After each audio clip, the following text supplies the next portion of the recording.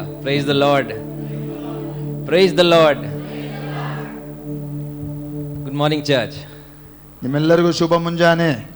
It's such a wonderful thing to be in the house of the Lord. ಮತ್ತು ದೇವರ ಸನ್ನಿಧಾನದಲ್ಲಿರುವುದು ಇಂದು ಬೆಳಿಗ್ಗೆ ಅದು ತುಂಬಾ ಸಂತೋಷಕರವಾದದ್ದು. God is good all the time. ದೇವರು ಒಳ್ಳೆಯವನೇ, ಎಂದೆಂದಿಗೂ ನಿರಂತರ ಆತನು ಒಳ್ಳೆಯವನು. Amen. Amen. God is good. Do we believe that? ಮತ್ತು ನೀವು ನಂಬ್ತೀರಾ ದೇವರು ಒಳ್ಳೆಯವನೆಂಬುದಾಗಿ? It's such a privilege for me to be here in your midst, sharing God's word. ಮತ್ತು ನಿಮ್ಮ ಮಧ್ಯದಲ್ಲಿ ನಾನು ಇದ್ದುಕೊಂಡು ಮತ್ತು ನಿಮಗೆ ವಾಕ್ಯವನ್ನು ಕಲಿಸುವಂಥದ್ದು ಅದು ನನ್ನ ಸೌಭಾಗ್ಯ ಎಂದು ನಾನು ಎಣಿಸುತ್ತೇನೆ. I thank God for planting me in this church. ಮತ್ತು ದೇವರಿಗೆ ನಾನು ಸ್ತೋತ್ರ ಹೇಳ್ತೇನೆ. ಈ ಸಭೆಯಲ್ಲಿ ನಾನು ನೆಡಲ್ಪಟ್ಟಿದ್ದೇನೆ, ಬೇರೆಯವರು ಇದ್ದೇನೆ, ಅದಕ್ಕಾಗಿ ನಾನು ದೇವರಿಗೆ ಸ್ತೋತ್ರ ಸಲ್ಲಿಸ್ತೇನೆ. I thank God for our pastors who have been feeding us with spiritual food. ಮತ್ತು ನಮ್ಮ ಎಲ್ಲ ಸಭಾಪಾಲಕರುಗಳಿಗೆ ನಾನು ವಂದನೆ ಸಲ್ಲಿಸ್ತೇನೆ. ಅವರು ಆತ್ಮಿಕ ಒಂದು ಪೋಷಣೆಯನ್ನು ನಮಗೆ ಮಾಡುತ್ತಲೇ ಇದ್ದಾರೆ. Are we all blessed to be here this morning? ಮತ್ತು ಇಂದು ಬೆಳಿಗ್ಗೆ ಇಲ್ಲಿ ಇರುವುದಕ್ಕಾಗಿ ನೀವು ಸಂತೋಷ ಪಡುತ್ತಿದ್ದೀರಾ? I thank Pastor for translating for me. It's a privilege. ಮತ್ತು ಸಭಾಪಾಲಕರು ನನಗೆ ತರ್ಜುಮೆ ಮಾಡೋದು ನನ್ನ ಸೌಭಾಗ್ಯ ಎಂದು ಎಣಿಸುತ್ತೇನೆ. God is good. His love endures forever. ಮತ್ತು ದೇವರು ಒಳ್ಳೆಯವನು, ಆತನ ಪ್ರೀತಿ ನಿರಂತರ ನಮ್ಮ ಮೇಲೆ ಶಾಶ್ವತವಾಗಿ Amen. His love is everlasting. ಮತ್ತು ಆತನ ಪ್ರೀತಿ ನಿರಂತರ ಇರುವಂತದ್ದಾಗಿದೆ. See, all of us have experienced the love of God in our lives. ಮತ್ತು ನಾವೆಲ್ಲರೂ ಸಹ ಆ ದೇವರ ಪ್ರೀತಿಯನ್ನು ನಮ್ಮಲ್ಲಿ ನಾವು ಅನುಭವಿಸಿ ನೋಡಿದ್ದೇವೆ. Amen. Amen. We have all witnessed God's love. ಮತ್ತು ನಾವೆಲ್ಲರೂ ಆತನ ಒಂದು ಪ್ರೀತಿಗೆ ಸಾಕ್ಷಿಗಳಾಗಿದ್ದೇವೆ. If we are all here together, it's because God has redeemed us and God has saved us. ಮತ್ತು ನಾವೆಲ್ಲರೂ ಇಂದು ಇಲ್ಲಿ ಕೂತಿದ್ದೇವೆ ಅಂದರೆ ಅದು ದೇವರ ಕೃಪೆ. ಆತ ನಮ್ಮನ್ನು ವಿಮೋಚನೆ ಮಾಡಿ ನಮ್ಮನ್ನು ಇಲ್ಲಿ ಕೂತ್ಕೊಳ್ಳುವಂತೆ ಮಾಡಿದ್ದಾನೆ. The Lord saved us ಮತ್ತು ದೇವರು ನಮ್ಮನ್ನು ರಕ್ಷಿಸಿದ್ದಾನೆ by giving His one and only Son to die on the cross for our sins and to shed His blood for us. ಮತ್ತು ನಮಗಾಗಿ ಯೇಸು ಸ್ವಾಮಿ ರಕ್ತವನ್ನು ಸುರಿಸಿ ನಮ್ಮನ್ನು ರಕ್ಷಿಸಿ ನಮ್ಮನ್ನು ತನ್ನ ಸನ್ನಿಧಾನದಲ್ಲಿ ಇರುವಂತೆ ನಮಗೆ ಆ ಒಂದು ಸೌಭಾಗ್ಯ ಕೊಟ್ಟಿದ್ದಾನೆ. So but we often respond to God saying, Lord, we love you. Lord, we love you. ಮತ್ತು ಸ್ವಾಭಾವಿಕವಾಗಿ ನಾವು ಆ ಪ್ರೀತಿಗೆ ನಾವು ನಮ್ಮ ಒಂದು ಸ್ಪಂದನೆ ಏನಂದ್ರೆ, ದೇವರೇ ನಾನು ನಿನ್ನನ್ನು ಪ್ರೀತಿಸ್ತೇನೆ ಅಂತ ನಾವು ಹೇಳ್ತಾ ಇರ್ತೇವೆ. But can we give anything to God? ಮತ್ತು ನಾವು ಏನಾದರೂ ಆತನಿಗೆ ಕೊಡಬಹುದಾ? ದೇವರಿಗೆ ನಾವು ಏನಾದರೂ ಕೊಡಬಹುದಾ? The Bible says everything belongs to the Lord. ಮತ್ತು ದೇವರ ವಾಕ್ಯ ಹೇಳ್ತದೆ ಎಲ್ಲವೂ ಸಮಸ್ತವು ಆತನಿಗೆ ಸಲ್ಲತಕ್ಕದ್ದು ಅಥವಾ ಆತನಿಗೆ ಸೇರಿದ್ದು ಎಂಬುದಾಗಿ. The word Lord means owner. ಮತ್ತು ಲಾರ್ಡ್ ಅಂತ ಇಂಗ್ಲಿಷ್ ಅಲ್ಲಿ ಹೇಳುವುದಾದ್ರೆ ಕರ್ತನು ಅಥವಾ ಯಜಮಾನನು. So the Bible says the earth belongs to the Lord and everything in the earth belongs to the Lord. ಮತ್ತು ಭೂಮಿಯು ಅದರಲ್ಲಿಂತ ಸಮಸ್ತವು ಆತನಿಗೆ ಕರ್ತನಿಗೆ ಸೇರಿದ್ದು. So if everything belongs to God, ಮತ್ತು ಎಲ್ಲವೂ ಆತನಿಗೆ ಸೇರಿದ್ದಿರುವುದಾದ್ರೆ, is there anything that God seeks from us? ಮತ್ತು ನಮ್ಮಿಂದ ಏನಾದರೂ ಆತನು ಅಪೇಕ್ಷಿಸ್ತಾ ಇದ್ದಾನೆ ಅಥವಾ ಎದುರು ನೋಡ್ತಾ ಇದ್ದಾನೆ ನಮ್ಮಿಂದ? If there is something that God seeks from us, ಮತ್ತು ಎಲ್ಲವೂ ಆತನದೇ ಆಗಿದ್ರೆ ನಮ್ಮಿಂದ ಏನಾದರೂ ಆತನು ಅಪೇಕ್ಷಿಸ್ತಾ ಇದ್ದಾನೆ ಅಥವಾ ನಮ್ಮಿಂದ ಏನಾದರೂ ಆತನು ಬಯಸ್ತಾ ಇದ್ದಾನ? it is worship. ಮತ್ತು ಅದು ಒಂದೇ ಆರಾಧನೆ ಆಗಿದೆ. The Bible says ಮತ್ತು ದೇವರ ವಾಕ್ಯ ಹೇಳ್ತದೆ God is seeking for true worshippers. ಮತ್ತು ದೇವರು ನಿಜವಾದಂತ ಆರಾಧಕರನ್ನ ಆ ದೇವರು ಹುಡುಕುತ್ತಾ ಇದ್ದಾನೆ. Amen. So I would like to share something with all of you this morning. ಮತ್ತು ಇಂದು ಬೆಳಿಗ್ಗೆ ನಿಮ್ಮ ಸಂಗಡ ಕೆಲವು ಸಂಗತಿಗಳನ್ನು ನಾನು ಹಂಚಿಕೊಳ್ಳಿಕ್ಕೆ ಬಯಸ್ತೇನೆ. I would like to title this message as Returning to God in Worship.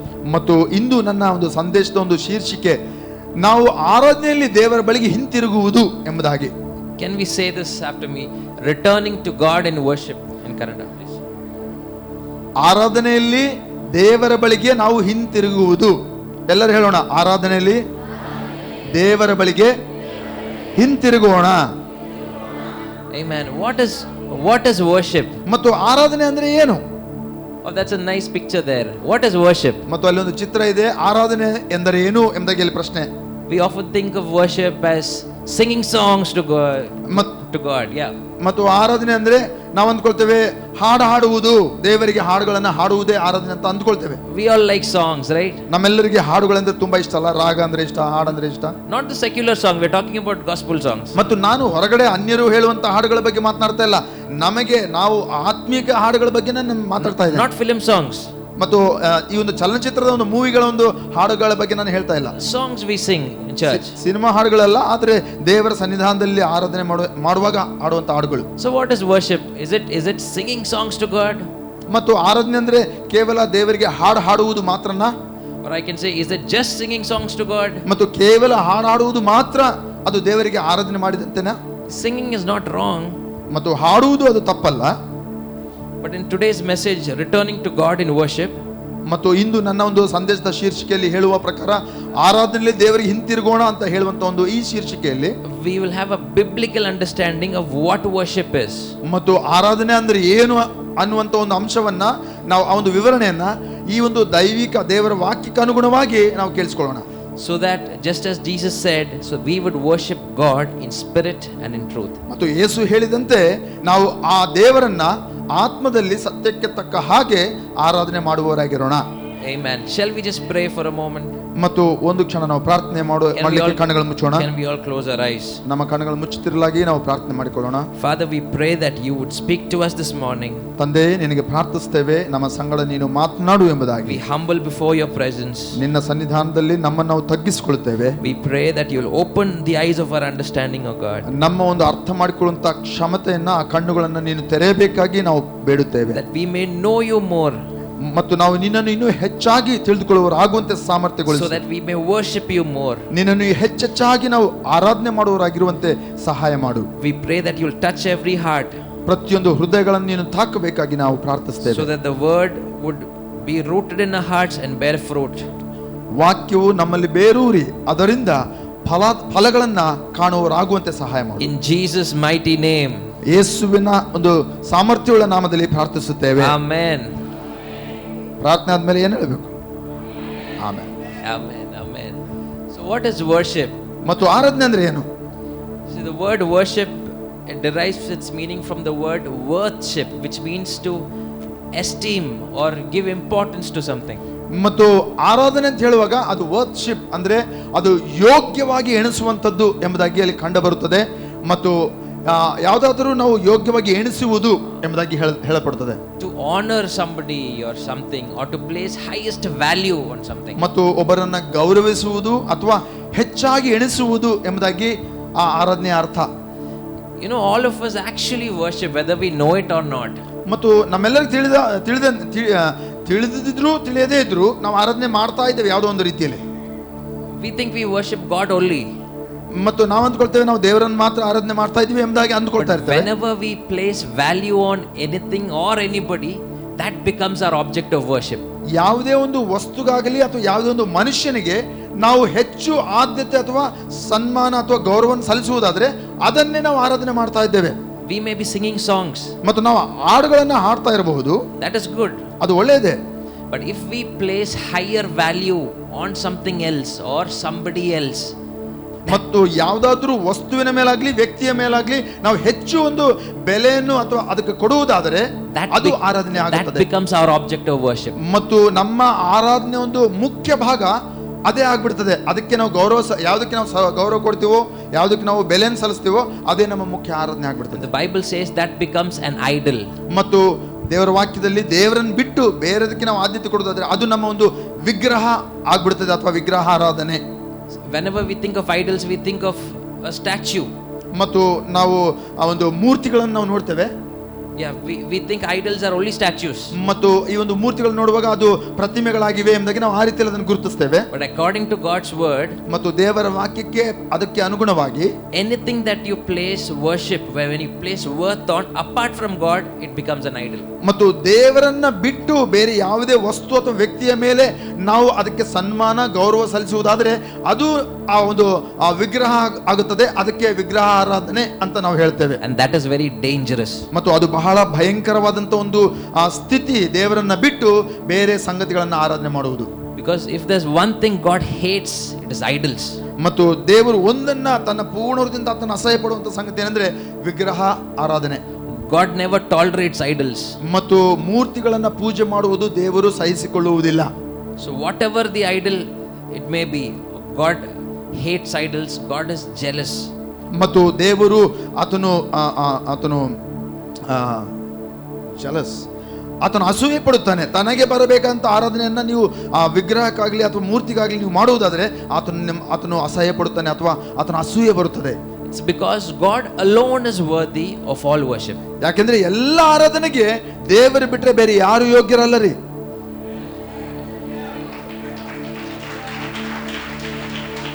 Hallelujah. Worship also means to bow down. ಮತ್ ಆರಾಧನೆ ಅಂತ ಹೇಳುವಾಗ ಅದರ ಅರ್ಥ ಅದಕ್ಕೆ ಬಾಗುವುದು ಎಂಬುದಾಗಿ ಸಹ ಅರ್ಥವಾಗಿದೆ. To acknowledge in all things.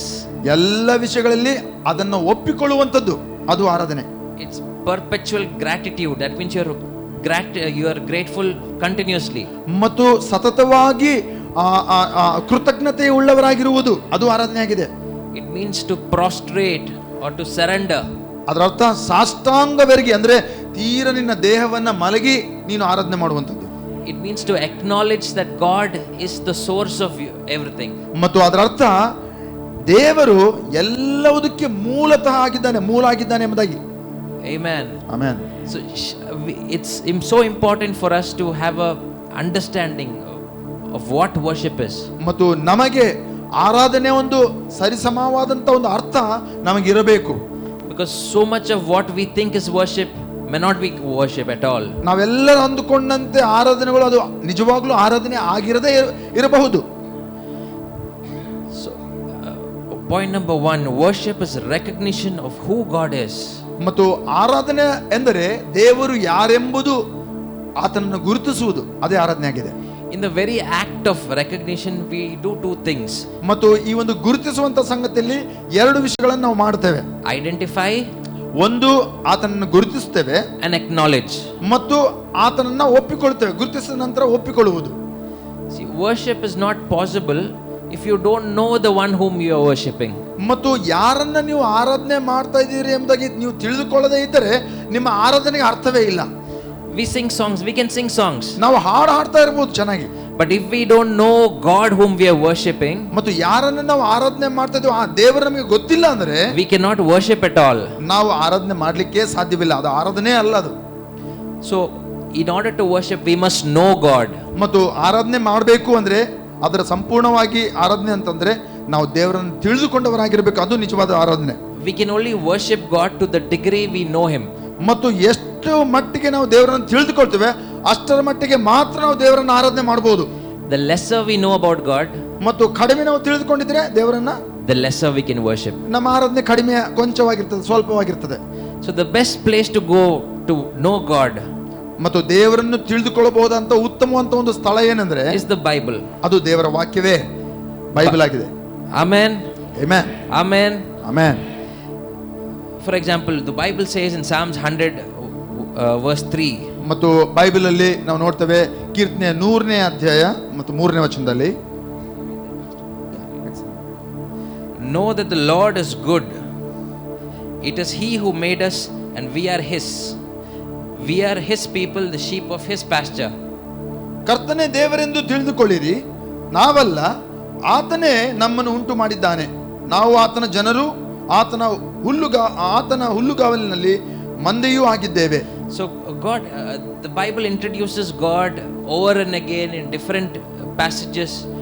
Introduces God as the Father, introduces God as our maker, introduces saying God is good, so God is great, God is holy. ಮತ್ತು ನಾನಾ ವಾಕ್ಯ ಭಾಗದಲ್ಲಿ ದೇವರು ತನ್ನನ್ನು ತಾನು ಆತನು ತಂದೆಯಾಗಿ, ಆತನು ಒಳ್ಳೆಯವನಾಗಿ ನಮಗೆ ಆತನು ಅಲ್ಲಿ ಗುರುತಿಸಲ್ಪಡುತ್ತಾ ಇದ್ದಾನೆ. So we have to know God. We must know God in order to worship God. ದೇವರನ್ನು ನಾವು ಆರಾಧನೆ ಮಾಡಬೇಕು ಅಂದ್ರೆ ದೇವರನ್ನು ನಾವು ತಿಳಿದುಕೊಂಡಿರಬೇಕು. So can you repeat this after me in Kannada? Worship is recognition of who God is. ಮತ್ತು ಆರಾಧನೆ ಎಂದರೆ, ಎಲ್ಲ ನಾವು ಹೇಳೋಣ, ಆರಾಧನೆ ಅಂದರೆ ದೇವರು ಯಾರೆಂಬುದನ್ನು ಗುರುತಿಸುವುದು. Amen. Once again. ಮತ್ತು ಆರಾಧನೆ ಎಂದರೆ ದೇವರು ಯಾರೆಂದು ಗುರುತಿಸುವುದು. Point number 2. ಮತ್ತು ಎರಡನೇ ಅಂಶ ನಾವು ನೋಡಿಕೊಳ್ಳೋಣ. Worship is reverence for God. ಆರಾಧನೆ ಅಂದರೆ ದೇವರಿಗೆ ಗೌರವ ಸಲ್ಲಿಸುವುದು. To respect means to treat somebody with adoration, with respectful fear. ಮತ್ತು ಒಂದು ಗೌರವವನ್ನು ಸಲ್ಲಿಸುತ್ತಾ ಭಯಪಡುವಂಥದ್ದು, ಅದು ಆರಾಧನೆ ಆಗಿದೆ. Psalms 5:7 ಮತ್ತು ಕೀರ್ತನೆ 5:7 ಒಂದು ವಚನದಲ್ಲಿ we'll listen to it in Kannada. ನಾನಾದರೂ ನಿನ್ನ ಕರುಣಾತಿಶಯದಿಂದ ನಿನ್ನ ದೇವಾಲಯಕ್ಕೆ ಬರುವೆನು, ನಿನಗೆ ಭಯಪಟ್ಟು ನಿನ್ನ ಪರಿಶುದ್ಧ ಮಂದಿರದ ಕಡೆಗೆ ಆರಾಧಿಸುವೆನು. The Bible says, in fear of you I will worship toward your holy temple. ನಿನಗೆ ಭಯಪಟ್ಟು ನಿನ್ನ ಪರಿಶುದ್ಧ ಮಂದಿರದ ಕಡೆಗೆ ಆರಾಧಿಸುವೆನು. And Psalms 96:9. ಕೀರ್ತನೆ 96:9 ವಚನದಲ್ಲಿ ಪರಿಶುದ್ಧತ್ವದ ಸೌಂದರ್ಯದಿಂದ ಕರ್ತನನ್ನು ಆರಾಧಿಸಿ, ಸಮಸ್ತ ಭೂಮಿಯೇ ಆತನ ಮುಂದೆ ಭಯಪಡು. The Bible says, tremble before him all the earth. ಸಮಸ್ತ ಭೂಮಿಯು ಆತನ ಮುಂದೆ ಭಯಪಡಬೇಕು. Psalms 95:6. ಕೀರ್ತನೆ 95:6 ಒಂದು ವಚನ, ಬನ್ನಿರಿ ನಮ್ಮನ್ನು ಉಂಟು ಮಾಡಿದ ಕರ್ತನ ಮುಂದೆ ಮೊಣಕಾಲೂರೋಣ, ಆತನಿಗೆ ಎರಗಿ ಆರಾಧಿಸೋಣ. Come, let us worship and bow down. ಮತ್ತು ಅಲ್ಲಿ ಹೇಳ್ತದೆ, ಆತನ ಮುಂದೆ ನಾವು ಮೊಣಕಾಲೂರಿ, let us kneel before the Lord our maker. ನಾವು ಆತನ ಮುಂದೆ ಮೊಣಕಾಲೂರಿ ಎರಗಿ ನಾವು ಆತನನ್ನು ಆರಾಧನೆ ಮಾಡೋಣ. Dear brothers and sisters, ಸಹೋದರ ಸಹೋದರಿ, we cannot be too casual when we worship God.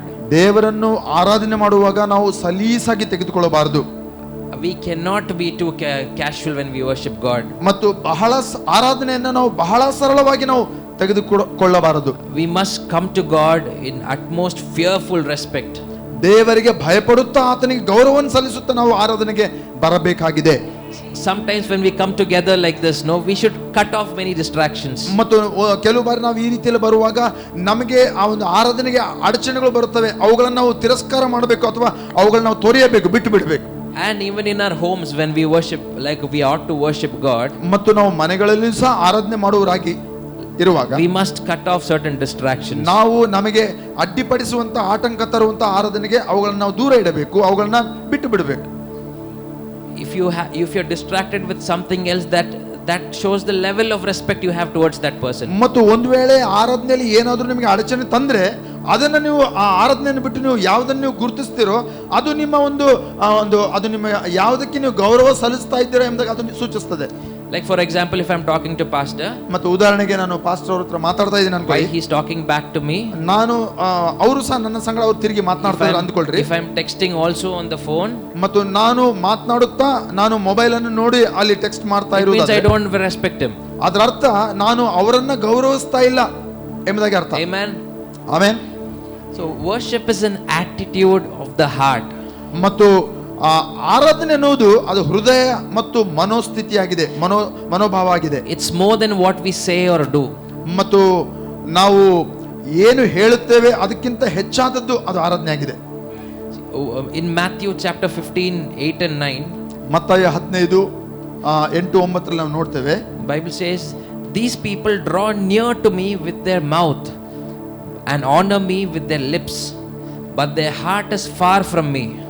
ಈ ಜನರು ತಮ್ಮ ತುಟಿಗಳಿಂದ ನನ್ನ ಬಳಿಗೆ ಬರುತ್ತಾರೆ, ಆದರೆ ಅವರ ಹೃದಯಗಳು ದೂರವಾಗಿವೆ ಎಂಬುದಾಗಿ ಯೇಸು ಹೇಳುತ್ತಾನೆ. And the next verse is even more dangerous. In vain they worship me.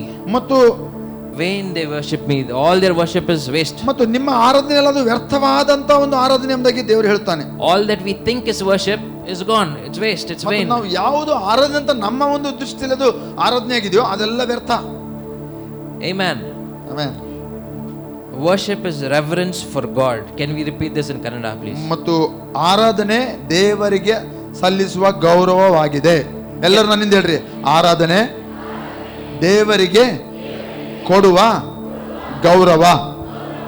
Amen. Point number 3. ಮತ್ತು ಮೂರನೇ ಒಂದು ಅಂಶ ನೋಡಿಕೊಳ್ಳೋಣ. It is communion with God. ಮತ್ತು ಅದು ದೇವರ ಜೊತೆ ಒಂದು ಅನ್ಯೋನ್ಯತೆ ಆಗಿದೆ. We can have communion with God only if we have a relationship with God. ದೇವರ ಜೊತೆ ಸಂಬಂಧ ಇದ್ರೇನೆ ಅಥವಾ ಸಹವಾಸ ಇದ್ರೇನೆ ಸಂಬಂಧ ಇದ್ರೇನೆ ನಾವು ಅನ್ಯೋನ್ಯತೆಯಲ್ಲಿ ಇರಬಹುದು. It means being intimate with God.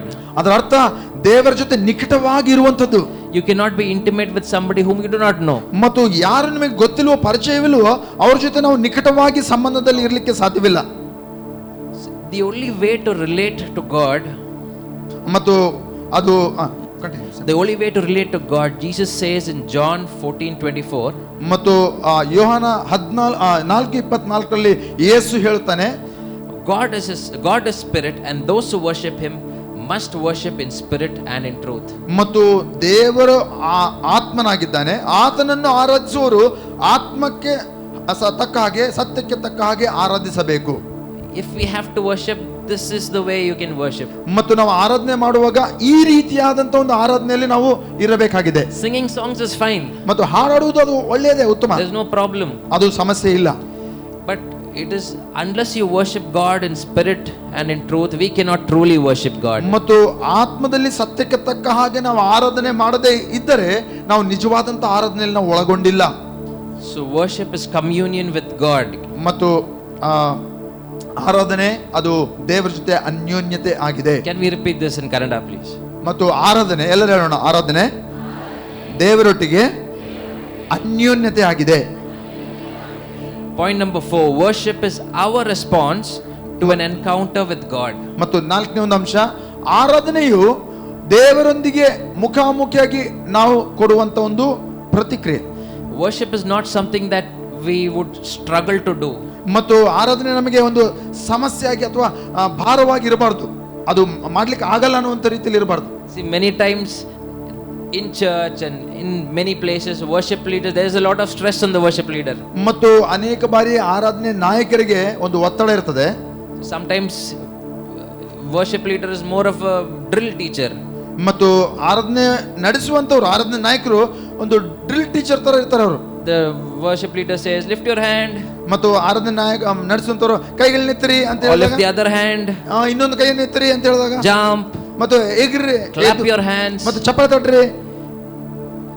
True worship is not generated. ಮತ್ತು ಆರಾಧನೆಯನ್ನ ಉತ್ಪತ್ತಿ ಮಾಡ್ಲಿಕ್ಕೆ ಆಗಲ್ಲ. You cannot make worship. ಮತ್ತು ಆರಾಧನೆಯನ್ನ ಏನು ಮಾಡ್ಲಿಕ್ಕೆ ಅಂದ್ರೆ ಅದನ್ನ ಮಾಡ್ಲಿಕ್ಕೆ ಆಗೋದಿಲ್ಲ. Worship is a result of a revelation we have of God.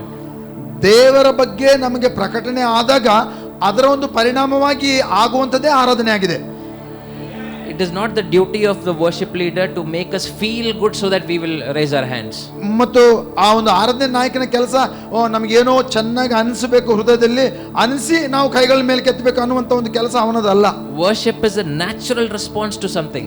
ಮತ್ತು ನಾವು ಸ್ವಾಭಾವಿಕವಾಗಿ ಮಾಡುವಂತ ಪ್ರತಿಕ್ರಿಯೆ ಅದು ಆರಾಧನೆ ಆಗಿರುತ್ತದೆ. It's a response to knowing God. ಮತ್ತು ದೇವರನ್ನು ಇನ್ನೂ ತಿಳಿದುಕೊಳ್ಳಬೇಕು ಅನ್ನುವಂತ ಒಂದು ಆ ಪ್ರತಿಕ್ರಿಯೆನೇ ಅದು ಆರಾಧನೆ. It is ascribing to God His worth.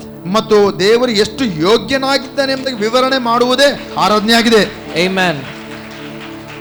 There's a passage which I would like to read for you. Revelations 4, 9 and 10. ಮತ್ತು ಪ್ರಕಟಣೆ 4, 8, 9 ವಚನಗಳನ್ನು ನಾವು ಓದಿಕೊಳ್ಳೋಣ. ಪ್ರಕಟಣೆ 4, 4, 9 and 10. ಮತ್ತು 9, 10 ವಚನ ನಾವು ಓದಿಕೊಳ್ಳೋಣ. We'll listen to it in Kannada. ಮತ್ತು ಕನ್ನಡದಲ್ಲಿ ನಾವು ಓದುವಾಗ ಕೇಳಿಸ್ಕೊಳ್ಳೋಣ. ಎಂದೆಂದಿಗೂ ಜೀವಿಸುವಾತನಾಗಿ ಸಿಂಹಾಸನದ ಮೇಲೆ ಕುಳಿತಿರುವಾತನಿಗೆ ಆ ಜೀವಿಗಳು ಮಹಿಮೆ ಮಾನ ಕೃತಜ್ಞತೆಗಳನ್ನು ಸಲ್ಲಿಸುತ್ತಿದ್ದವು. ಆಗ ಆ 24 ಮಂದಿ ಹಿರಿಯರು ಸಿಂಹಾಸನದ ಮೇಲೆ ಕುಳಿತಿದ್ದ ಆತನ ಮುಂದೆ ಅಡ್ಡಬಿದ್ದು ತಮ್ಮ ಕಿರೀಟಗಳನ್ನು ಸಿಂಹಾಸನದ ಮುಂದೆ ಇಟ್ಟು ಎಂದೆಂದಿಗೂ ಜೀವಿಸುವ ಆತನನ್ನು ಆರಾಧಿಸುತ್ತಾ. Okay, this is a picture of what is in heaven. ಮತ್ತು ಇದು ಒಂದು ಪರಲೋಕದಲ್ಲಿ ಆಗ್ತಾ ಇರುವಂತಹ ಒಂದು ದೃಶ್ಯವನ್ನ ಅದು ಅಲ್ಲಿ ತೋರಿಸ್ತಾ ಇದೆ. In heaven we don't have many jobs to do. ಮತ್ತು ಪರಲೋಕದಲ್ಲಿ ಬೇರೆ ಏನು ಕೆಲಸ ಇಲ್ಲ, ಒಂದೇ ಕೆಲಸ ನಮಗೆ. If some of us are too busy to worship God, ನಾವು ಇಲ್ಲಿ ಅನೇಕರು ಆರಾಧನೆ ಮಾಡ್ಲಿಕ್ಕೆ ನಮ್ಗೆ ಟೈಮ್ ಇಲ್ಲ, ಬಹಳ ಬಿಸಿ ಇದೀವಿ ಅಂತ ನಾವು ಅಂದುಕೊಂಡ್ರೆ, let me tell you the bad news, you won't be busy, you won't have anything else to do in heaven. ಆದ್ರೆ ಪರಲೋಕದಲ್ಲಿ ಅದು ಬಿಟ್ರೆ ಬೇರೆ ಏನು ಮಾಡ್ಲಿಕ್ಕೂ ನಿಮಗೆ ಕೆಲಸವಿಲ್ಲ ಆರಾಧನೆ ಬಿಟ್ರೆ. So let's get used to worshiping God. ಅದಕ್ಕಾಗಿ ಪರಲೋಕಕ್ಕೆ ಹೋದ ನಂತರ ಅಲ್ಲ, ಭೂಮಿಯ ಮೇಲೆ ಇರುವಾಗಲೇ ಆರಾಧನೆ ಮಾಡೋದನ್ನು ಕಲ್ತ್ಕೊಳ್ಳೋಣ. So in heaven when the 24 elders witness God, when they see God, when they know God, they fall down before him. ಮತ್ತು ಅಲ್ಲಿ ಪರಲೋಕದಲ್ಲಿ ಆ 24 ಹಿರಿಯರು ಅವರು ಆ ಒಂದು ಯೇಸುವನ್ನು ಅವರು ನೋಡಿದ ತಕ್ಷಣ ಅವರು ಸಾಷ್ಟಾಂಗವೆರಗಿ ಆತನನ್ನು ಆರಾಧಿಸಿದರು. In heaven nobody is told to lift your hand. ಮತ್ತು ಆರಾಧನೆ ನಾಯಕರು ಅಲ್ಲಿ ಇರುವುದಿಲ್ಲ, ನಿಮ್ಮ ಕೈಗಳನ್ನ ಮೇಲೆ ಕೆತ್ತಿರಿ ಅಂತ ಹೇಳುವುದಕ್ಕೆ ಪರಲೋಕದಲ್ಲಿ. Nobody gives nice background music so that we will clap all the little more. ಮತ್ತು ಹಿಂದ್ಗಡೆ ಒಳ್ಳೆ ಬ್ಯಾಕ್ಗ್ರೌಂಡ್ ಮ್ಯೂಸಿಕ್ ಕೊಡ್ಲಿಕ್ಕೆ ಯಾರು ಇರೋದಿಲ್ರಿ ಅಲ್ಲಿ.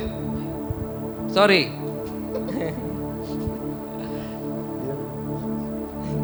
Here we have a lot of machines.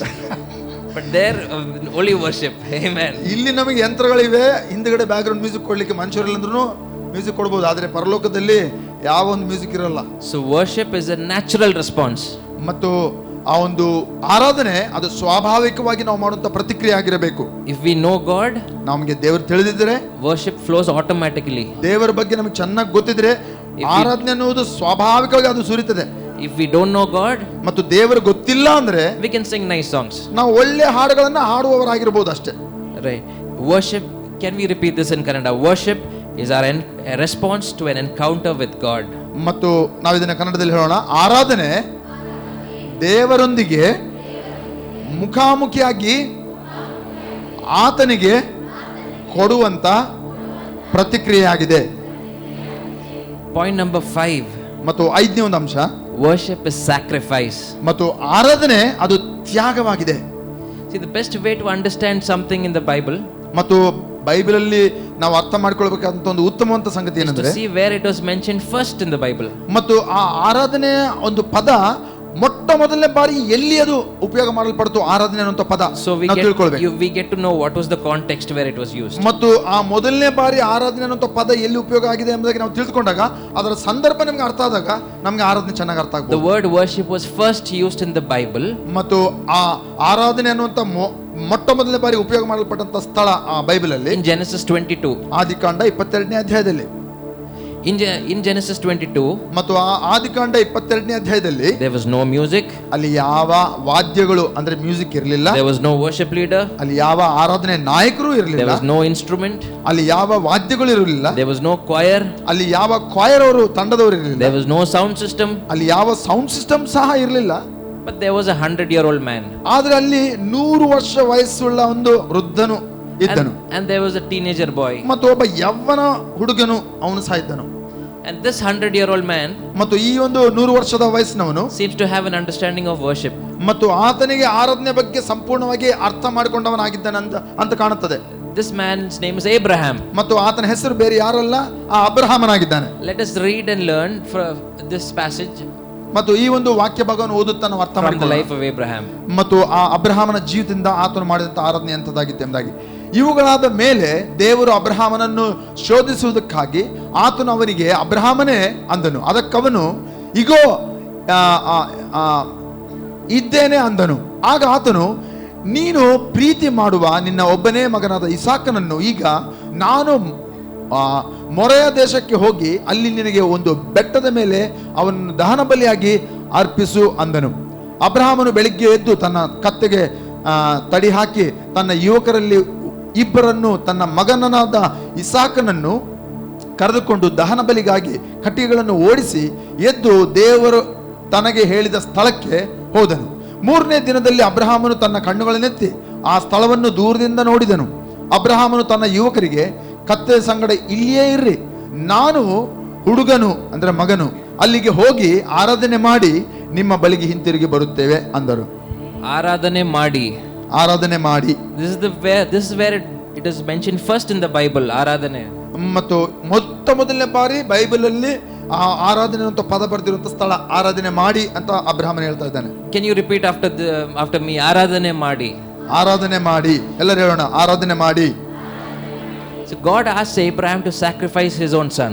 ಮತ್ತು ಅಬ್ರಹಾಮನನ್ನ ದೇವರು ಕೇಳಿಕೊಂಡಂತ ಒಂದು ವಿಷಯ ಏನಂದ್ರೆ ತನ್ನ ಮಗನಾದಂತ ಇಸಾಕನನ್ನು ದಹನ ಬಲಿ ಮಾಡಬೇಕೆಂಬುದಾಗಿ. So God calls it sacrifice. ಮತ್ತು ದೇವರು ಅದನ್ನ ಅದು ಒಂದು ತ್ಯಾಗ ಅಥವಾ ಬಲಿ ಎಂಬುದಾಗಿ ಆತನು ಹೇಳ್ತಾ But ಇದ್ದಾನೆ. Abraham called it worship. ಆದ್ರೆ ಅಬ್ರಹಾಮನು ಅದನ್ನು ಆರಾಧನೆ ಎಂಬುದಾಗಿ ಗುರುತಿಸ್ತಾ ಇದ್ದಾನೆ. So we cannot worship God unless there is a sacrifice. ಮತ್ತು ಆರಾಧನೆಯಲ್ಲಿ ತ್ಯಾಗ ಅಥವಾ ಬಲಿ ಇಲ್ಲದೆ ಹೋದರೆ ಅದು ಆರಾಧನೆಯಾಗಿ ಕರೆಯಲ್ಪಡುವುದಿಲ್ಲ. Amen. Amen. Sometimes we need to sacrifice some things. ಮತ್ತು ಕೆಲವು ಬಾರಿ ನಾವು ಕೆಲವು ತ್ಯಾಗಗಳನ್ನು ಮಾಡಿ ಆರಾಧನೆ ಮಾಡಬೇಕು, ಬಲಿ ಕೊಡಬೇಕು. Worship means sacrifice. ಮತ್ತು ಆರಾಧನೆ ಅಂದ್ರೆ ಅದು ಬಲಿ ಕೊಡುವಂಥದ್ದು ಅಥವಾ ತ್ಯಾಗ We ಮಾಡುವಂಥದ್ದಾಗಿದೆ. cannot have many other things and worship. ಮತ್ತು ಎಲ್ಲವೂ ಬೇಕು, ಆರಾಧನೆ ಕೂಡ ಬೇಕು, ಅದು ಆಗೋದಿಲ್ರಿ. We have to let go of something what God asks us for. ಮತ್ತು ದೇವರು ಏನನ್ನು ಕೇಳುತ್ತಾ ಇದ್ದಾನೋ ಅದನ್ನು ಕೊಡುವುದಕ್ಕಾಗಿ ಕೆಲವುಗಳನ್ನು ಬಿಟ್ಟು ಬಿಡಬೇಕು ನಾವು.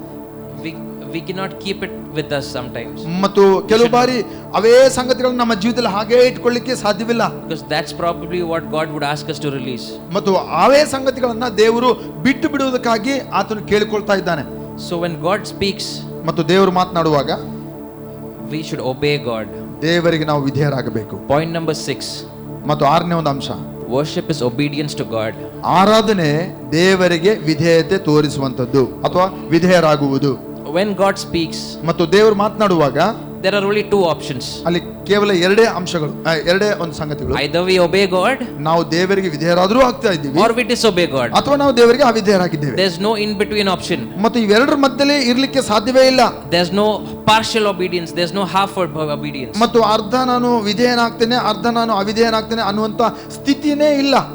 Like in the passage we read just now, ಮತ್ತು ಈಗ ತಾನೇ ಓದಂತ ಒಂದು ವಚನ ಭಾಗದಲ್ಲಿ Abraham didn't delay.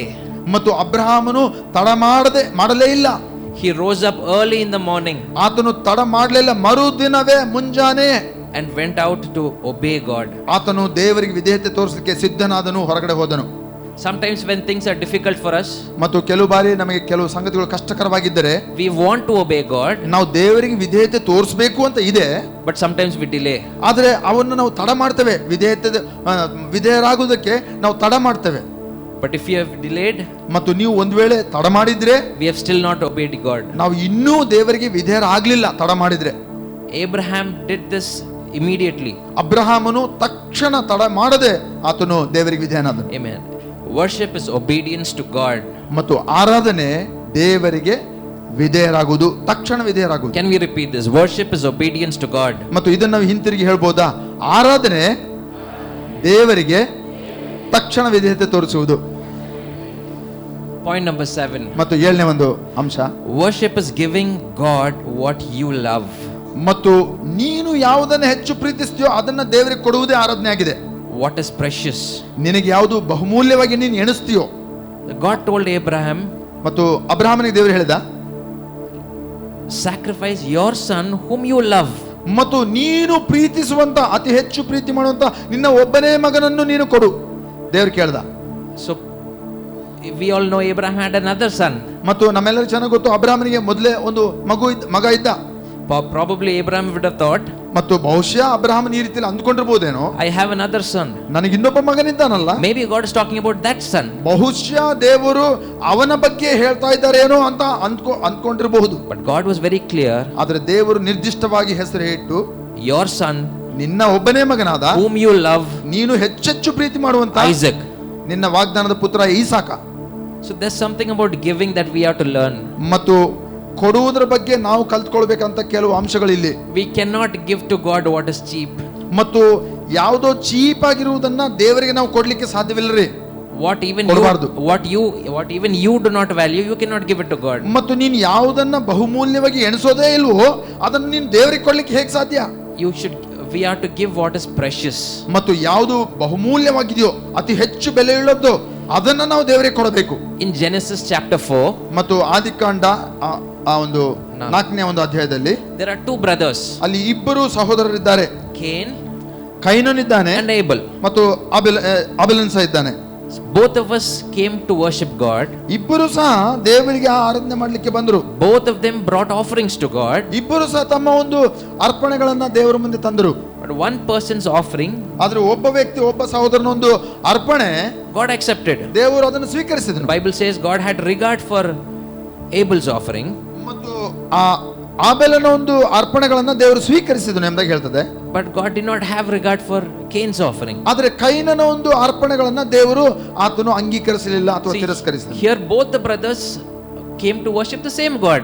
ಮತ್ತು ಇಬ್ಬರು ಸಹೋದರರು ಒಂದೇ ದೇವರನ್ನ ಆರಾಧನೆ ಮಾಡಲಿಕ್ಕೆ ಬಂದಿದ್ದಾರೆ. It's not that one brother worshipped God and other brother worshipped somebody else. ಮತ್ತು ಇಲ್ಲಿ ಒಬ್ಬ ಸಹೋದರನು ಒಂದು ದೇವರನ್ನ ಆರಾಧನೆ ಮಾಡಲಿಕ್ಕೆ, ಇನ್ನೊಬ್ಬ ಸಹೋದರನು ಇನ್ನೊಬ್ಬ ದೇವರನ್ನ ಆರಾಧನೆ ಮಾಡಲಿಕ್ಕೆ ಇಲ್ಲ, ಇಬ್ಬರು ಒಂದೇ ದೇವರನ್ನ ಆರಾಧನೆ ಮಾಡಲಿಕ್ಕೆ ಬಂದಿದ್ದಾರೆ. But the Bible says, ದೇವರ ವಾಕ್ಯ ಹೇಳ್ತದೆ, Cain brought an offering of fruits. ಮತ್ತು ಕೈನನು ಆತನು ಫಲಗಳನ್ನ ಆತನು ತೆಗೆದುಕೊಂಡು ಬಂದನು. Just an offering. ಮತ್ತು ಆತನು ಅರ್ಪಣೆಗಳನ್ನು ತೆಗೆದುಕೊಂಡು ಬಂದನು ಅಷ್ಟೇ. We have to come to church, no? ಮತ್ತು ನಾವು ಆರಾಧನೆಗೆ ಬರ್ಬೇಕಲ್ಲ. So we bring some offering. ಮತ್ತೆ ಏನೋ ಒಂದು ಜೋಬಲ್ಲಿ ಇರಬೇಕು, ಮತ್ತೆ ಹಾಕ್ಬೇಕು, ಚೀಲ ಬಂದ ಕೊಡಬೇಕು. Something we have to give, no? ಮತ್ತೆ ಏನೋ ಒಂದು ಕೊಡಬೇಕಲ್ಲ ಅಂತ ಒಂದು ಕೊಡುವುದು. But Abel ಆದ್ರೆ ಆಬೇಲನು brought the best of his flock. ಮತ್ತು ತಾನು ಮಾಡಿದಂತ ಒಂದು ಬೆಳೆಸಿದಂತ ಒಂದು ವಿಷಯಗಳಲ್ಲಿ ಉತ್ತಮವಾದದ್ದನ್ನ ದೇವರಿಗೆ ತಂದನು. What you give to God shows how much you value God. ಮತ್ತು ದೇವರ ಬಳಿಗೆ ಏನನ್ನು ತೆಗೆದುಕೊಂಡು ಬರ್ತಿರೋ ಅದು ನೀವು ದೇವರನ್ನು ಎಷ್ಟು ಸನ್ಮಾನಿಸ್ತೀರಿ ಅಂತ ಗುರುತಿಸ್ತದೆ. So worship is giving God what you love and what is precious. ಮತ್ತು ಆರಾಧನೆ ನೀವು ಯಾವುದನ್ನ ಹೆಚ್ಚು ಪ್ರೀತಿಸ್ತಿರೋ, ಯಾವುದನ್ನ ಹೆಚ್ಚು ಬಹುಮೂಲ್ಯವಾಗಿ ಎಣಿಸ್ತಿರೋ ಅದನ್ನ ಕೊಡುವುದೇ ಆರಾಧನೆ ಆಗಿದೆ. Point number 8. ಮತ್ತು 8ನೇ ಒಂದು ಅಂಶ, Worship is dependence on God. ಆರಾಧನೆ ಅದು ದೇವರ ಮೇಲೆ ಆಧಾರಗೊಳ್ಳುವಂಥದ್ದು. It is when you realize that everything belongs to God. ಮತ್ತು ಎಲ್ಲವೂ ಸಮಸ್ತವು ಆತನಿಗೆ ಸೇರಿದ್ದಲ್ಲ ಅಂತ ಗುರುತಿಸುವುದು. And we acknowledge God for it. ಮತ್ತು ಅದಕ್ಕೆ ನಾವು ಒಪ್ಪಿಕೊಳ್ಳುವಂಥದ್ದು, ದೇವರನ್ನ ಒಪ್ಪಿಕೊಳ್ಳುತ್ತೇವೆ, ಅದು ಆರಾಧನೆ. This is not easy. ಇದು ಬಹಳ ಸುಲಭವಾದದ್ದಲ್ರಿ. You have to sometimes train your mind. ಮತ್ತು ನಿಮ್ಮ ಮನಸ್ಸನ್ನ ನೀವು ಸರಿಯಾಗಿ ತರಬೇತಿಗೊಳಿಸಬೇಕು. Because we are taught to be independent.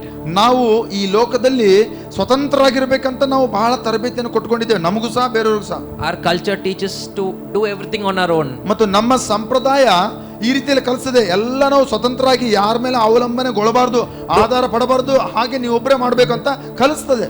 We are taught not to depend on anybody or anything. ಯಾರ ಮೇಲೆ ಆಧಾರಗೊಳ್ಬೇಡ, ನೀನೊಬ್ಬನೇ ಮಾಡು ಅಂತ ಕಲಿಸ್ತದೆ ಲೋಕ. But this does not work in the kingdom of God. ಆದ್ರೆ ದೇವರ ರಾಜ್ಯದಲ್ಲಿ ಇದು ಕೆಲಸ ಮಾಡೋದಿಲ್ಲ. In the kingdom, ದೇವರ ರಾಜ್ಯದಲ್ಲಿ the king owns everything. ಅರಸನಿಗೆ ಎಲ್ಲದರ ಮೇಲೆ ಆಳ್ವಿಕೆ ಇದೆ. And everybody. ಮತ್ತು ಎಲ್ಲರ ಮೇಲೆ ಆತನಿಗೆ ಆಳ್ವಿಕೆ. We also belong to God. ನಾವು ಸಹ ಆತನಿಗೆ ಸೇರಿದವರು. All that we have ನಮಗಿರುವುದೆಲ್ಲ belongs to God. ದೇವರಿಗೆ ಸಂಬಂಧಪಟ್ಟದ್ದು. So worship is when you depend on God for everything. ಮತ್ತು ದೇವರ ಮೇಲೆ ಎಲ್ಲದಕ್ಕಾಗಿ ಆಧಾರಗೊಳ್ಳುವಂಥದ್ದು, ಅವಲಂಬನೆಗೊಳ್ಳುವುದೇ ಅದು ನಿಜವಾದ We ಆರಾಧನೆ ಆಗಿದೆ. acknowledge that God is our source and God is our sustainer. ಮತ್ತು ನಮಗೆ ಬೇಕಾದದ್ದೆಲ್ಲವೂ ಆ ದೇವರೇ ಆಗಿದ್ದಾನೆ, ಮತ್ತು ನಮ್ಮನ್ನು ಕಾಯ್ದು ಕಾಪಾಡಿ ನಡೆಸುವಂತವನು ಆತನೇ ಎಂಬುದಾಗಿ ಗುರುತಿಸುವಂತದ್ದೇ ಆರಾಧನೆ ಆಗಿದೆ. Can we say this in Kannada? Worship is dependence on God. ಮತ್ತು ಇದನ್ನು ನಾವು ಕನ್ನಡದಲ್ಲಿ ಹೇಳೋಣ, ಆರಾಧನೆ ದೇವರ ಮೇಲೆ ಆಧಾರಗೊಳ್ಳುವಂಥದ್ದು, ಅದೇ ಆರಾಧನೆ ಆಗಿದೆ. ದೇವರ ಮೇಲೆ ಅವಲಂಬನೆಗೊಳ್ಳುವುದೇ ಆರಾಧನೆ ಆಗಿದೆ. Lastly, point number 9. ಮತ್ತು 9ನೇ ಒಂದು ಅಂಶ, ಕೊನೆಯ ಅಂಶ, Worship is total surrender to God. ಮತ್ತು ಆರಾಧನೆ ದೇವರಿಗೆ ಸಂಪೂರ್ಣವಾಗಿ ಎಲ್ಲವನ್ನು ಒಪ್ಪಿಸಿಕೊಡುವಂಥದ್ದೇ ಆರಾಧನೆ ಆಗಿದೆ. We cannot worship God and not surrender. ಮತ್ತು ದೇವರನ್ನ ನಾವು ಎಲ್ಲವನ್ನು ಒಪ್ಪಿಸಿ ಕೊಡದೆ ನಾವು ದೇವರನ್ನ ಆರಾಧನೆ ಮಾಡ್ಲಿಕ್ಕೆ ಸಾಧ್ಯವಿಲ್ಲ ರೀ. We cannot say we are worshiping God and having our own way of lifestyle. ಮತ್ತು ನಾವು ದೇವರನ್ನ ಆರಾಧನೆ ಮಾಡುತ್ತಾ ಮತ್ತು ನಮಗೆ ಇಷ್ಟ ಬಂದಂತ ಜೀವನ ಶೈಲಿನ ನಾವು ಬದುಕುವಂಥದ್ದು ಅದು ಆಗೋದಿಲ್ಲ. It may be a big sin or a small sin. ಅದು ದೊಡ್ಡ ಪಾಪವಾಗಿರಲಿ, ಸಣ್ಣ ಪಾಪವಾಗಿರಲಿ. We cannot have our own way and say we are worshiping God. ಮತ್ತು ನಮಗೆ ಇಷ್ಟ ಬಂದಂತೆ ನಾವು ಬಾಳುತ್ತಾ ಜೀವಿಸ್ತಾ ನಾವು ದೇವರನ್ನ ಆರಾಧನೆ ಮಾಡ್ಲಿಕ್ಕೆ ಆಗೋದಿಲ್ಲ. It is not partial surrender. ಮತ್ತು ಸ್ವಲ್ಪ ನಾನು ಆ ದೇವರಿಗೆ ಒಳಗಾಗುತ್ತೇನೆ ಅನ್ನುವಂಥದ್ದು ಇಲ್ಲ. It is total surrender to God. ಅದು ಸಂಪೂರ್ಣವಾಗಿ ದೇವರಿಗೆ ನಾವು ಒಳಪಡಬೇಕು, ಆತನಿಗೆ ಒಪ್ಪಿಸಿಕೊಡಬೇಕು. It is not surrendering to God on a Sunday morning. ಮತ್ತು ಕೇವಲ ಭಾನುವಾರ ಬೆಳಿಗ್ಗೆ ಮಾತ್ರ ದೇವರಿಗೆ ನಾನು ಎಲ್ಲವನ್ನು ಒಪ್ಪಿಸಿಕೊಡುತ್ತೇನೆ. It is surrendering God your entire week. ನಿನ್ನ ಇಡೀ ವಾರವನ್ನ ದೇವರಿಗೆ ಒಳಗಾಗುವುದು, ದೇವರಿಗೆ ಒಪ್ಪಿಸಿಕೊಡುವುದು ಅದು ಆರಾಧನೆ. We may be in different careers and different fields. ನಾವು ನಾನಾ ಬೇರೆ ಬೇರೆ ಕೆಲಸಗಳನ್ನ, ಬೇರೆ ಬೇರೆ ವಿಧವಾದಂತಹ ಉದ್ಯೋಗಗಳನ್ನು ನಾವು ಮಾಡ್ತಾ ಇರಬಹುದು. But during our week, ಆದ್ರೆ ನಮ್ಮ ಒಂದು ವಾರದ ಒಂದು ದಿನಗಳಲ್ಲಿ are we doing things God's way or are we doing things man's way? ನಾವು ದೇವರಿಗೆ ಇಷ್ಟ ಬಂದಂತ ರೀತಿಯಲ್ಲಿ ಕೆಲಸಗಳನ್ನು ನಾವು ಮಾಡ್ತಾ ಇದ್ದೇವಾ, ಆತನ ಮಾರ್ಗಕ್ಕೆ ತಕ್ಕ ಹಾಗೆ ನಮ್ಮ ಕೆಲಸಗಳನ್ನು ಮಾಡ್ತಾ ಇದ್ದೇವಾ, ಅಥವಾ ನಮಗಿಷ್ಟ ಬಂದಂತ ರೀತಿಯಲ್ಲಿ ಆ ಕೆಲಸಗಳನ್ನು ನಾವು ಮಾಡ್ತಾ ಇದ್ದೇವಾ? It is the small things in our workplace ಮತ್ತು ಅಲ್ಲಿ ಸ್ವಲ್ಪ ಸಣ್ಣ ವಿಷಯಗಳು ನಮ್ಮ ಕೆಲಸದಲ್ಲಿ that we may think it's okay, ಅದು ಪರವಾಗಿಲ್ಲ, ಕೆಲಸದಲ್ಲಿ ಇವೆಲ್ಲ ಮಾಡ್ಲೇಬೇಕು, no problem. ಸ್ವಲ್ಪ ಸಣ್ಣದಲ್ಲ, Everybody does that. ಪರವಾಗಿಲ್ಲ, ಎಲ್ಲರೂ ಮಾಡ್ತಾ ಇದಾರಲ್ಲ, So what? ಅದು ಏನಾಯ್ತು? Sunday I am holy. ನಾನು ಭಾನುವಾರ ಪರಿಶುದ್ಧನಾಗಿದ್ದೇನಲ್ಲ, Sunday I sing I surrender all. ಮತ್ತು ಭಾನುವಾರ ಬಂದು ದೇವರೇ ನಿನಗೆ ಎಲ್ಲವನ್ನೂ ಒಪ್ಪಿಸಿಕೊಡ್ತೇನಪ್ಪ ಅಂತ ಹೇಳ್ತಾ ಇದೀವಿ. That is not worship. ಅದು ಆರಾಧನೆ ಅಲ್ಲ. Worship is total surrender to God. ಮತ್ತು ಆರಾಧನೆ ದೇವರಿಗೆ ಸಂಪೂರ್ಣವಾಗಿ ಒಳಪಡುವಂತದ್ದು, ಆತನಿಗೆ ಶರಣಾಗತನಾಗುವುದು. Worship is a lifestyle. ಮತ್ತು ಅದು ಜೀವನ ಶೈಲಿ, ಆರಾಧನೆ ಜೀವನ ಶೈಲಿ. Worship is not what you do on a Sunday morning. ಮತ್ತು ಭಾನುವಾರ ಬೆಳಿಗ್ಗೆ ನೀನು ಏನು ಮಾಡ್ತೀಯಾ, ಅದಲ್ಲ worship. ಅದು ಆರಾಧನೆ ಅಲ್ಲ. Worship is not when you sing songs. ಮತ್ತು ನೀನು ಏನು ಹಾಡಾಡ್ತಾ ಇದ್ದಿ, ಅದಲ್ಲ ಆರಾಧನೆ.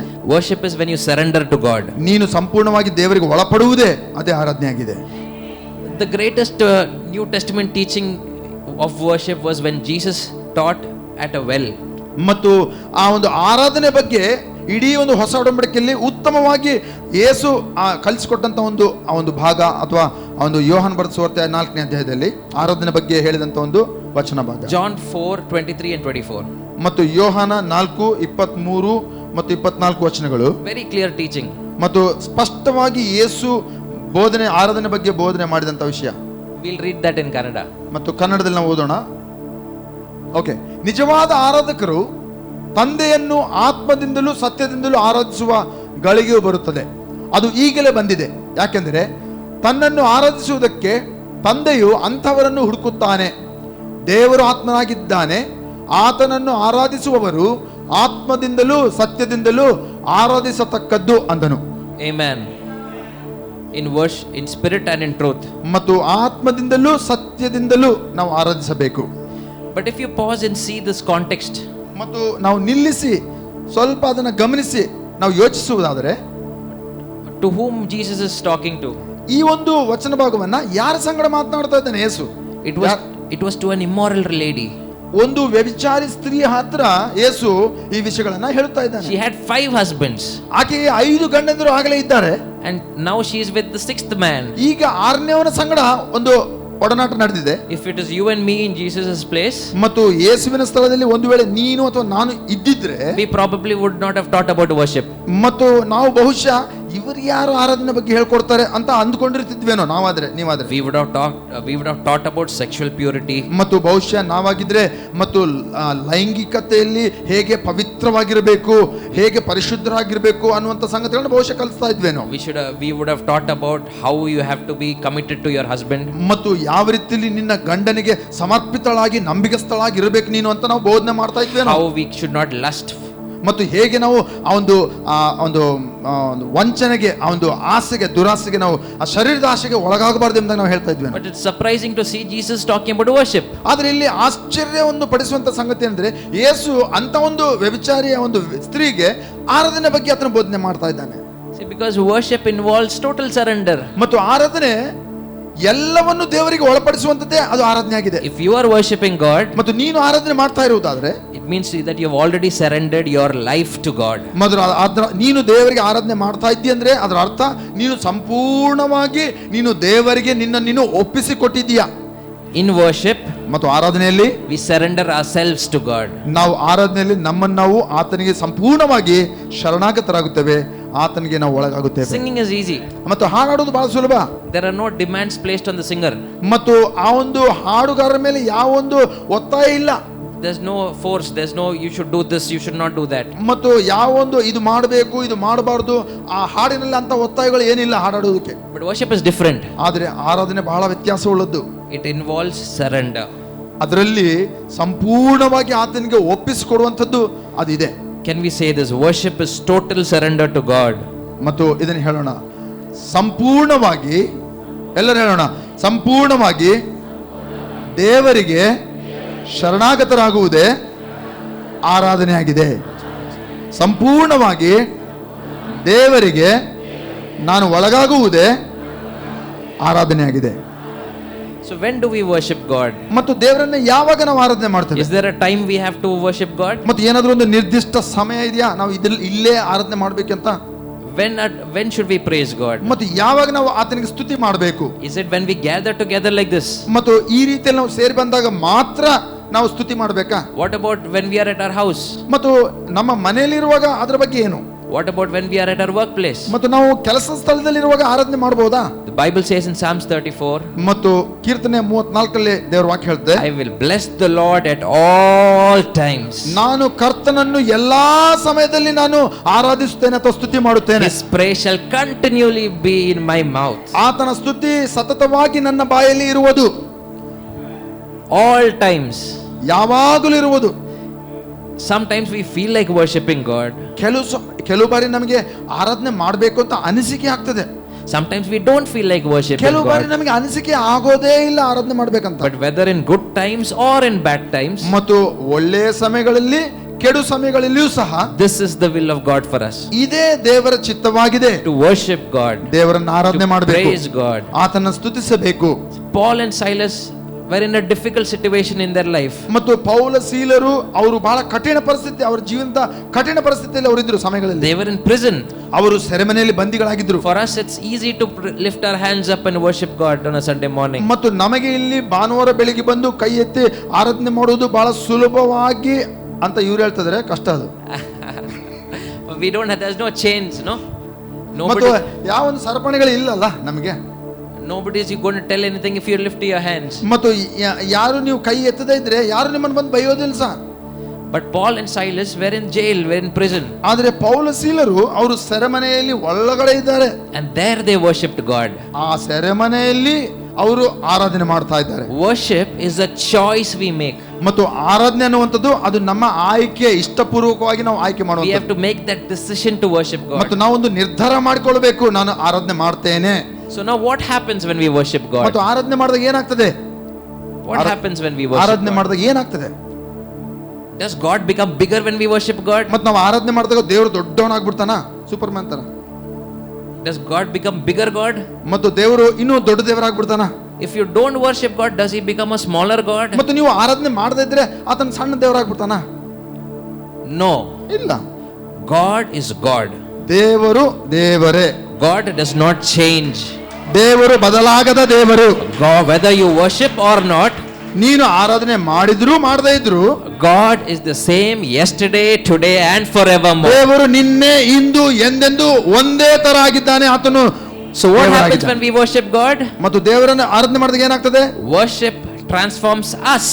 ದೇವರನ್ನು ಆರಾಧನೆ ಮಾಡಿದಾಗ ನಮ್ಮ ಜೀವಿತಗಳು ಪರಿವರ್ತನೆ ಆಗ್ತದೆ. When we worship God, ಮತ್ತು ನಾವು ಆರಾಧನೆ ಮಾಡಿದ್ರೆ we don't change God, ನಾವು ದೇವರನ್ನ ಬದಲಾವಣೆ ಮಾಡಲ್ಲ. but worship transforms us. ಆದ್ರೆ ಆ ಆರಾಧನೆ, ನಾವು ದೇವರಿಗೆ ಮಾಡುವಂತ ಆರಾಧನೆ ನಮ್ಮನ್ನು ಬದಲಾವಣೆ ಮಾಡುತ್ತದೆ. There is a blessing involved when we worship God. ನಾವು ದೇವರನ್ನ ಆರಾಧನೆ ಮಾಡುವಾಗ ಅಲ್ಲಿ ಆಶೀರ್ವಾದ ನಮಗಾಗಿ ಖಾತ್ರಿಯಾಗಿ ಮಾಡಲ್ಪಟ್ಟಿದೆ. We are being transformed. ನಾವು ಬದಲಾವಣೆ ಆಗ್ತಾ ಹೋಗ್ತೇವೆ. We experience God's presence. ಮತ್ತು ದೇವರ ಸನ್ನಿಧಾನವನ್ನು ನಾವು ಅನುಭವಿಸ್ತೇವೆ. Amen. Amen. When God created man, ದೇವರು ಮನುಷ್ಯನನ್ನು ಉಂಟು ಮಾಡಿದಾಗ God made us in God's image. ಮತ್ತು ದೇವರು ಮನುಷ್ಯನನ್ನ ತನ್ನ ಒಂದು ಸ್ವರೂಪದಲ್ಲಿ ಅವನನ್ನ ಮಾಡಿದನು. That means ಅದರ ಅರ್ಥ in the image of God, in the spirit likeness of God. ಮತ್ತು ಆ ದೇವರ ಒಂದು ಹೋಲುವಿಕೆಯಲ್ಲಿ ಆತನ ಒಂದು ಆತ್ಮದಲ್ಲಿ So we are a spirit. ನಾವು ಆತ್ಮರಾಗಿದ್ದೇವೆ. So the spirit God made us ಮತ್ತು ದೇವರು ನಮ್ಮ ಆತ್ಮವನ್ನು ನಿರ್ಮಾಣ ಮಾಡಿದಾಗ is exactly like God. ಅದು ದೇವರಂತೆ ಅದು ಕಾಣುತ್ತದೆ, ಅಥವಾ ದೇವರಂತೆ ಅದು ಮಾಡಲ್ಪಟ್ಟಿದ್ದು. Okay? And when God made everything else, ಮತ್ತು ದೇವರು ಎಲ್ಲವನ್ನೂ ಈ ಭೂಮಿಯಲ್ಲಿ ಆತನು ಉಂಟು ಮಾಡಿದಾಗ there is this law of environment. ಮತ್ತು ಅಲ್ಲಿ ಒಂದು ವಾತಾವರಣದ ಒಂದು ನಿಯಮ ಇದೆ. ಅಂದ್ರೆ ವಾತಾವರಣ ಇರಬೇಕು. ಕೆಲವಕ್ಕೆ Everything God created was made to function in a particular environment. ದೇವರು ಸೃಷ್ಟಿ ಮಾಡಿದಂತ ಎಲ್ಲ ಒಂದು ಸಂಗತಿಗಳಲ್ಲಿ ಆ ಕೆಲವು ನಿರ್ದಿಷ್ಟ ಸೃಷ್ಟಿಗಳು ಆ ಕೆಲವು ನಿರ್ದಿಷ್ಟ ವಾತಾವರಣದಲ್ಲಿಯೇ ಇರಬೇಕು. When we buy something, ಮತ್ತು ನಾವು ಏನಾದರೂ ಕೊಂಡ್ಲಿಕ್ಕೆ ಹೋದಾಗ there will be instructions ಅಲ್ಲಿ ಒಂದು ಕೆಲವು ಸೂಚನೆಗಳು ಬರೆದಿರ್ತಾರೆ. saying keep away from sunlight, ಮತ್ತು ಆ ಸೂರ್ಯನ ಬಿಸಿಲಿನಿಂದ ದೂರ ಇಡ್ರಿ, keep away from water. ಮತ್ತು ನೀರಿನಿಂದ ದೂರ ಇಡ್ರಿ. Similarly, when God made the fish, ಹಾಗೆ ದೇವರು ಮೀನನ್ನು ಸೃಷ್ಟಿ ಮಾಡಿದಾಗ he spoke to the sea, ಮತ್ತು ಅಲ್ಲಿ ಸಮುದ್ರವನ್ನು ಮಾತನಾಡಿದನು, ಸಮುದ್ರವನ್ನು ಸೃಷ್ಟಿ ಮಾಡಿದನು. and then out of the sea came the fish. ಮತ್ತು ಆ ಮೀನುಗಳನ್ನ ಆ ಒಂದು ಸಮುದ್ರದಿಂದ ಹೊರಬರುವಂತೆ ಅಥವಾ ಸಮುದ್ರದಲ್ಲಿ ಜೀವಿಸುವಂತೆ ಮಾಡಿದನು. And so water, the sea is the natural environment for fish. ಹಾಗೆ ಆ ಒಂದು ಮೀನು ಆ ಒಂದು ನೀರುಗಳು ಮಧ್ಯದಲ್ಲಿ ನಿವಾಸ ಮಾಡ್ಲಿಕ್ಕಾಗಿ, ಅದು ಸ್ವಾಭಾವಿಕವಾಗಿ ನಿವಾಸ ಮಾಡ್ಲಿಕ್ಕಾಗಿ ಹಾಗೆ ಅದು ಆ ಒಂದು ವಾತಾವರಣ ಅದು ಮಾಡಲ್ಪಟ್ಟಿತು. Some of us may know swimming, some of us don't know swimming. ಕೆಲವರಿಗೆ ಈಜು ಬರ್ತದೆ, ಕೆಲವರಿಗೆ ಈಜು ಬರೋದಿಲ್ಲ. But for a fish it is very natural. ಆದ್ರೆ ಮೀನಿಗೆ ಸ್ವಾಭಾವಿಕವಾಗಿ ಅಲ್ಲಿ ಉಸಿರಾಡ್ತದೆ ನೀರಿನಲ್ಲಿ ಮತ್ತು ಈಜಾಡ್ತದೆ. Some of us might have gone. I have gone to swimming coaching to learn swimming. ಮತ್ತು ನಾನು ಆ ಒಂದು ಸ್ವಿಮ್ಮಿಂಗ್ ಕೋಚಿಂಗ್ ಹೋಗಿದ್ದೆ, ಆ ಒಂದು ನೀರಿನಲ್ಲಿ ಈಜಾಡಬೇಕೆಂಬುದಾಗಿ. Fish doesn't go for swimming coaching. ಆದ್ರೆ ಮೀನಿಗೆ ಯಾವ ಒಂದು ತರಬೇತಿ ಈಜನ್ನು ಕಲಿಸ್ಕೊಳ್ಳೋಕಂತ ಅವಶ್ಯಕತೆ ಇಲ್ಲ. It is made and created ಅದು in water. ಆ ಮೀನು ನೀರಿನ ಒಂದು ವಾತಾವರಣದಲ್ಲಿ ಇರುವುದಕ್ಕಾಗಿಯೇ, ಜೀವಿಸುವುದಕ್ಕಾಗಿ ಅದು ಉಂಟು ಮಾಡಲ್ಪಟ್ಟಿದೆ. So what happens if we take a fish out of water? ಮತ್ತು ನೀರಿನಿಂದ ಮೀನನ್ನು ಹೊರ ತೆಗೆದ್ರೆ ಏನಾಗ್ತದೆ? Anybody? ಏನಾದ್ರೂ ಹೇಳ್ತೀರಾ? ಸತ್ತು ಹೋಗುತ್ತೆ. It dies. So when God created the plants, the trees, ಮತ್ತು ದೇವರು ಹಾಗೆ ಈ ಒಂದು ಗಿಡ ಮರಗಳನ್ನು ಆತನು ಮಾಡಿದಾಗ God spoke to the ground. ಮತ್ತು ಭೂಮಿಗೆ ಆತನು ಮಾತನಾಡಿದ. So the earth is the natural environment for trees. ಮತ್ತು ಈ ಒಂದು ಭೂಮಿಯು ಇಲ್ಲಿರುವಂತ ಎಲ್ಲಾ ಗಿಡ ಮರಗಳಿಗೆ ಒಂದು ವಾತಾವರಣವಾಗಿದೆ. ಅದು ಜೀವಿಸಲಿಕ್ಕೆ, ಮರಗಳು ಜೀವಿಸಬೇಕಂದ್ರೆ ಭೂಮಿಯ ಅವಶ್ಯಕತೆ ಇದೆ. So if you take a tree and uproot it from the ground, ಮತ್ತು ಮರವನ್ನ ಬೇರು ಸಮೇತವಾಗಿ ನೀವು ಭೂಮಿಯಿಂದ ಹೊರಗಡೆ ತೆಗೆದರೆ what happens to the tree? ಆ ಗಿಡ ಏನಾಗ್ತದೆ? ಸತ್ತು ಹೋಗುತ್ತದೆ. Similarly, when God made man, ಹಾಗೆಯೇ ಮನುಷ್ಯನನ್ನು ದೇವರು ಉಂಟು ಮಾಡಿದಾಗ God spoke to himself. ಮತ್ತು ದೇವರು ತನ್ನಷ್ಟಕ್ಕೆ ತಾನೇ ಮಾತನಾಡಿಕೊಂಡನು. God said, let us make man in our own image. ನಾವು ಮನುಷ್ಯರನ್ನ ನಮ್ಮ ಸ್ವರೂಪದಲ್ಲಿ, ನಮ್ಮ ಹೋಲಿಕೆಯಲ್ಲಿ ಅವನನ್ನ ಮಾಡೋಣ. So man's natural environment, ಮತ್ತು ಮನುಷ್ಯನ ಒಂದು ಸ್ವಾಭಾವಿಕ ಒಂದು ವಾತಾವರಣ ಏನಂದ್ರೆ is the presence of God. ದೇವರ ಸನ್ನಿಧಾನವೇ ಆತನ ಒಂದು ಸನ್ನಿಧಾನ, Amen. ವಾತಾವರಣ. So what did God do? ಮತ್ತು ದೇವರು ಏನ್ ಮಾಡಿದ? God placed man in a garden called Eden. ಮತ್ತು ಮನುಷ್ಯನನ್ನ ಏದೇನು ಅನ್ನುವಂತ ಒಂದು ತೋಟದಲ್ಲಿ ಅವನನ್ನ ಇರಿಸಿದನು. So this word Eden in Hebrew means, ಮತ್ತು ಏದೇನ್ ಅನ್ನುವಂತ ಈ ಒಂದು ಪದದ ಒಂದು ಹಿಬ್ರು ಒಂದು ಭಾಷಾಂತರ ಏನಂದ್ರೆ the presence of God. ಮತ್ತು ದೇವರ ಸನ್ನಿಧಾನ. There God met man. ಮತ್ತು ಅಲ್ಲಿ ಮನುಷ್ಯನು ದೇವರನ್ನು ಕಂಡನು. So God made man so that man's natural environment is presence of God. ಮತ್ತು ಮನುಷ್ಯನ ಸ್ವಾಭಾವಿಕ ಒಂದು ವಾತಾವರಣ ಆ ದೇವರ ಒಂದು ಸನ್ನಿಧಾನವೇ ಆಗಿತ್ತು. And because Adam disregarded God's ಮತ್ತು laws, ಆದಾಮನು ದೇವರಿಗೆ ಅವಿಧೇಯನಾದ ಕಾರಣವಾಗಿ, ಆ ಸನ್ಮಾನ ಮಾಡದೇ ಇರೋ ಕಾರಣವಾಗಿ Adam fell from God's presence. ಮತ್ತು ದೇವರ ಸನ್ನಿಧಾನದಿಂದ ಆದಾಮನು ಬಿದ್ದು ಹೋದನು. He was out of a garden of Eden. ಆ ಒಂದು ಏದೇನ್ ತೋಟದಿಂದ ಅವನು ಅವಿಧೇಯನಾದ ಕಾರಣವಾಗಿ ಹೊರಗೆ ಹಾಕಲ್ಪಟ್ಟನು. But because of Jesus Christ, ಮತ್ತು ಯೇಸು ಸ್ವಾಮಿಯ who ನಿಮಿತ್ತವಾಗಿ, is the last Adam, ಆ ಕೊನೆ ಆದಾಮನಂತ ಯೇಸು ಸ್ವಾಮಿ, we have access back to God the Father. ಹಿಂತಿರುಗಿ ಮತ್ತೆ ದೇವರ ಬಳಿಗೆ ನಾವು ಒಂದು ಮಾಡಲ್ಪಟ್ಟಿದ್ದೇವೆ ಯೇಸು ಕ್ರಿಸ್ತನ We have the ಮೂಲಕವಾಗಿ. privilege to enter the presence of God. ಮತ್ತು ನಮಗೆ ದೇವರ ಸನ್ನಿಧಾನವನ್ನು ನೇರವಾಗಿ ಪ್ರವೇಶ ಮಾಡುವಂತೆ ಯೇಸು ಸ್ವಾಮಿ ನಮಗೆ ಪುನಃ ಅದನ್ನು ಸಂಬಂಧವನ್ನು ಏರ್ಪಡಿಸಿದ್ದಾನೆ. So what happens when we worship God? ಮತ್ತು ನಾವು ಆರಾಧನೆ ಮಾಡುವಾಗ ಏನಾಗ್ತದೆ? We experience God's presence. ನಾವು ದೇವರ ಸನ್ನಿಧಾನವನ್ನ ಅನುಭವಿಸುತ್ತೇವೆ. Worship empowers us to fulfill the purpose of God in our lives. ಮತ್ತು ಆರಾಧನೆ ದೇವರು ನಮ್ಮ ಜೀವಿತಗಳಿಗಾಗಿ ಇಟ್ಟಂತ ಉದ್ದೇಶಗಳನ್ನ ನೆರವೇರಿಸುವಂತೆ ಸಹಾಯ ಮಾಡುತ್ತದೆ. If you take fish out of water, it cannot thrive. ಮತ್ತು ಆ ಒಂದು ಮೀನನ್ನ ನೀರಿನಿಂದ ಹೊರ ತೆಗೆದ್ರೆ ಅದು ಬದುಕುವುದಿಲ್ಲ, ಅದು ಅಲ್ಲಿ ಅದು ಜಯ ಕಾಣುವುದಿಲ್ಲ. It cannot even function properly. ಮತ್ತು ಅಲ್ಲಿ ಸರಿಯಾದ ರೀತಿಯಲ್ಲಿ ಅದು ಕೆಲಸ ಮಾಡುವುದಿಲ್ಲ ಆ ನೀರಿನಲ್ಲಿ ಇಲ್ಲ ಅಂದ್ರೆ. If you take a tree and uproot it, it cannot function. ಗಿಡವನ್ನ ಆ ಒಂದು ಭೂಮಿಯಿಂದ ನೀವು ಹೊರ ತೆಗೆದ್ರೆ ಆ ಗಿಡವು ತನ್ನ ಗಿಡವಾಗಿ ತನ್ನ ಕೆಲಸವನ್ನ ಸರಿಯಾಗಿ ಅದು ಮಾಡ್ಲಿಕ್ಕೆ ಆಗೋದಿಲ್ಲ. Only when we are in God's presence, ನಾವು ಯಾವಾಗ ದೇವರ ಸನ್ನಿಧಾನದಲ್ಲಿ ನಾವು ಇರುತ್ತೇವೋ, we can the purpose of God can be fulfilled in our lives. ದೇವರ ಉದ್ದೇಶಗಳು ನಿಮ್ಮ ಜೀವಿತಗಳ ಮೂಲಕವಾಗಿ ಅದು ನೆರವೇರಿಸಲ್ಪಡುತ್ತದೆ. Because worship involves yielding to God. ಮತ್ತು ಆರಾಧನೆ ಅಂತ ಹೇಳುವಾಗ ನಾವು ಸಂಪೂರ್ಣವಾಗಿ ದೇವರಿಗೆ ಒಳಗಾಗುವುದೇ ಆರಾಧನೆ ಆಗಿದೆ. Amen. Amen. Worship involves yielding to God. ಮತ್ತು ಆರಾಧನೆ ದೇವರಿಗೆ ಸಂಪೂರ್ಣವಾಗಿ ನಾವು ಒಳಪಡುವಂತದ್ದು. Surrender to God. ದೇವರಿಗೆ ಒಳಗಾಗುವುದು, ಶರಣಾಗತರಾಗುವುದು. It is obedience to God. ದೇವರಿಗೆ ವಿಧೇಯರಾಗುವುದು ಆರಾಧನೆ. Amen. Amen. Are we learning something this morning? ನಾವು ಇಂದು ಏನಾದರೂ ಕಲ್ತ್ಕೊಂಡಿದೀವಾ? Amen. Amen. Can we all stand up to our feet this morning? ನಾವೆಲ್ಲರೂ ಈ ಸಮಯದಲ್ಲಿ ಎದ್ದು ನಿಂತ್ಕೊಳ್ಳೋಣ. Can we close our eyes and tell God we are coming back to you in worship, O God? ನಮ್ಮ ಕಣ್ಣುಗಳನ್ನು ಮುಚ್ಚುತ್ತಾ, ದೇವರೇ ಆರಾಧನೆಯಲ್ಲಿ ನಾವು ಹಿಂತಿರುಗಿ ನಿನ್ನ ಬಳಿಗೆ ಬರುತ್ತೇವೆ. Forgive us for not giving you that place that you deserve. ನೀನು ಯಾವ ಒಂದು ಯೋಗ್ಯ ಸ್ಥಾನವನ್ನು ಹೊಂದಿಕೊಂಡಿರಬೇಕಾಗಿತ್ತೋ ಆ ಸ್ಥಾನವನ್ನು ನಾವು ಕೊಡದೇ ಇರುವ ಕಾರಣವಾಗಿ ನಾವು ಕ್ಷಮೆ ಕೇಳುತ್ತೇವೆ ಅಂತ ಹೇಳೋಣ. Forgive us for having idols in our lives. ನಮ್ಮ ಜೀವಿತಗಳಲ್ಲಿ ನಿನ್ನನ್ನು ಬಿಟ್ಟು ಬೇರೆ ಸಂಗತಿಗಳಿಗೆ ಆದ್ಯತೆ ಕೊಟ್ಟು ವಿಗ್ರಹಗಳನ್ನು ಇಟ್ಟುಕೊಂಡಿದ್ದೇವೆ, ಅದಕ್ಕಾಗಿ ಕ್ಷಮಿಸು ಅಂತ ಹೇಳೋಣ. Lord, we come back to you, O God. ಆದ್ರೆ ದೇವರೇ, ನಾವು ನಿನಗೆ ಹಿಂತಿರುಗಿ We bow ಬರುತ್ತೇವೆ. down before you. ನಿನ್ನ ಮುಂದೆ ನಾವು ಸಾಷ್ಟಾಂಗ ಬೆರಗುತ್ತೇವೆ. Lord, we worship you. ನಿನಗೆ ಎರಗಿ ನಾವು ಆರಾಧನೆ ಮಾಡುತ್ತೇವೆ. Lord, we want to be obedient to your word. ನಿನ್ನ ವಾಕ್ಯಕ್ಕೆ ನಾವು ವಿಧೇಯರಾಗಿರಲು ಬಯಸುತ್ತೇವೆ. We want to be obedient to the Holy Spirit. ಪವಿತ್ರಾತ್ಮನಿಗೆ ನಾವು ವಿಧೇಯರಾಗಿರಲು ಬಯಸುತ್ತೇವೆ. We surrender our lives to you. ನಮ್ಮ ಜೀವಿತಗಳನ್ನ ನಿನಗೆ ಶರಣಾಗತರಾಗಿ ಮಾಡುತ್ತೇವೆ, ಒಳಪಡುತ್ತೇವೆ. Take your time. Let's talk to God this morning. ಈ ಸಮಯವನ್ನು ತೆಗೆದುಕೊಳ್ಳ್ರಿ. ಇದು ಉತ್ತಮವಾದ ಸಮಯ. ದೇವರ ಸಂಗಡ ನೀವು ಮಾತನಾಡ್ರಿ. This is your time with God. ಇದು ದೇವರ ಜೊತೆಗೆ ನಿಮ್ಮ ಸಮಯ. ನೀವು ವ್ಯಕ್ತಿಗತವಾಗಿ ಆತನ ಸಂಗಡ ಮಾತನಾಡುವಂತ ಸಮಯ. Please don't wait for somebody to lead you in prayer.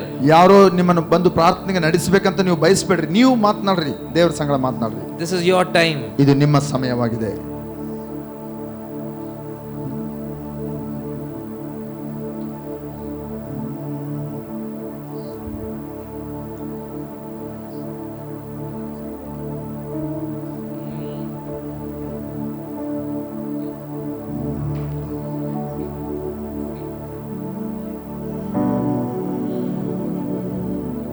ನೀ ನುಡಿದರೆ ಸಾಕು ಮಾಡುವೆ, ನೀ ತೋರಿದ ಹಾದಿಯಲ್ಲಿ ನಡೆಯುವೆ, ಪಾದ ಒಂದೇ ಹಿಡಿಯುವೆ. ಕೈಗಳೆತ್ತಿ ಆರಾಧನೆ ಮಾಡೋಣ ಯೇಸುವೆ, ಪೂರ್ಣ ಹೃದಯದಿಂದ. ನೀ ನುಡಿದರೆ ಸಾಕು ಮಾಡುವೆ, ಹೃದಯಾಳದಿಂದ ನೀ ತೋರಿದ ಹಾದಿ. ಯೇಸುವಿಗೆ ಹೇಳ್ತಾ ಇದ್ದೇವೆ,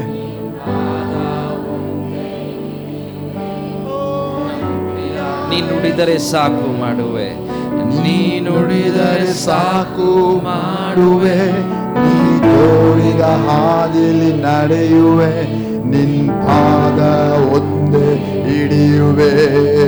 ನನ್ ಪ್ರಿಯ ಯೇಸುವೆ, ಆರಾಧನೆ ಆರಾಧನೆ ಯೇಸುವಿಗೆ,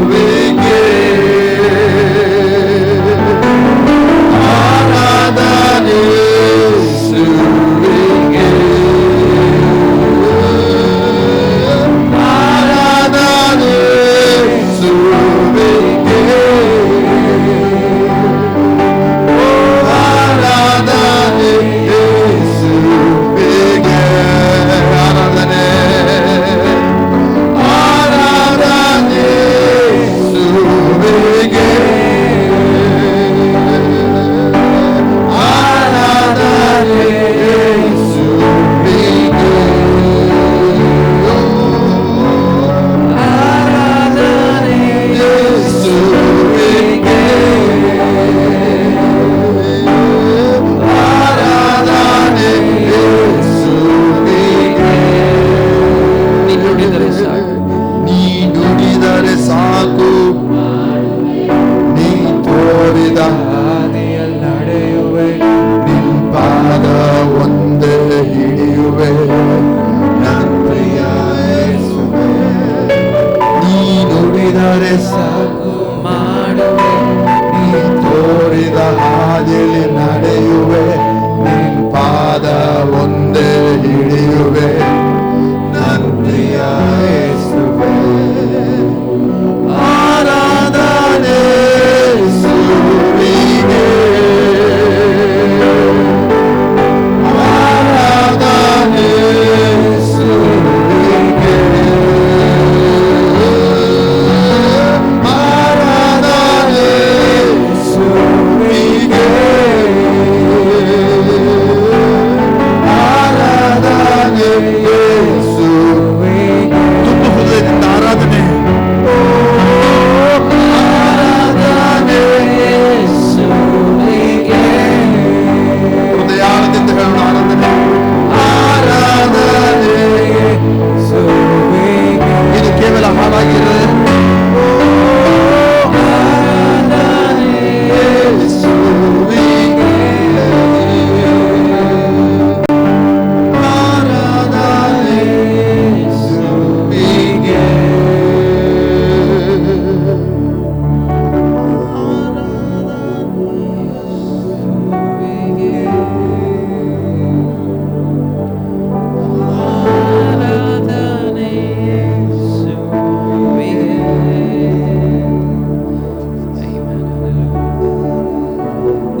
tells us that when you worship the Lord our God, ದೇವರ ವಾಕ್ಯ ಹೇಳ್ತದೆ, ನೀವು ಕರ್ತನನ್ನು ಆರಾಧನೆ ಮಾಡುವಾಗ there is a blessing that will come upon you.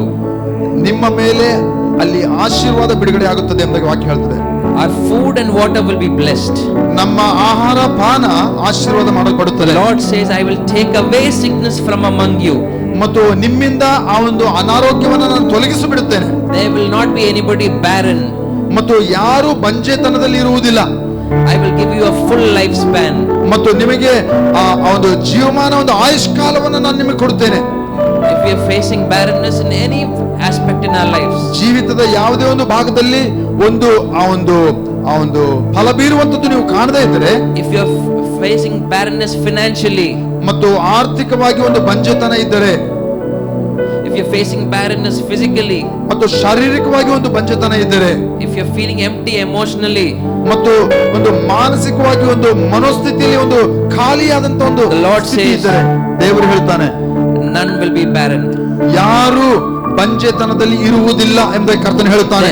There is healing when you worship God. ನೀವು ಆರಾಧನೆ ಮಾಡ್ತಾ ಇದ್ದ ಹಾಗೆ ಅಲ್ಲಿ ಒಂದು ಆರೋಗ್ಯವನ್ನು ನೀವು ಕಾಣುತ್ತೀರಾ. But it is only when we give God the first place. ಆದ್ರೆ ದೇವರಿಗೆ ನಾವು ಆದ್ಯತೆಯನ್ನ, ಆ ಮೊದಲ ಸ್ಥಾನವನ್ನು ಕೊಟ್ಟಾಗ ಮಾತ್ರ ಅದನ್ನು ಕಾಣುತ್ತೇವೆ. It is only when you surrender to God. ನಾವು ಸಂಪೂರ್ಣವಾಗಿ ಆತನಿಗೆ ಒಳಗಾದಾಗ ಮಾತ್ರ ನಾವು ಅದನ್ನು ಕಾಣುತ್ತೇವೆ. God is sovereign.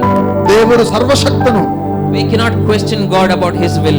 ಮತ್ತು ಆತನ ಚಿತ್ತದ ಬಗ್ಗೆ ನಾವು ಪ್ರಶ್ನೆ ಕೇಳಲಿಕ್ಕೆ ನಾವು ಯಾರು? We cannot question God about His timing. ಮತ್ತು ಆತನ ಸಮಯಗಳನ್ನ ಪ್ರಶ್ನೆ ಮಾಡುವವರು ನಾವು ಯಾರು?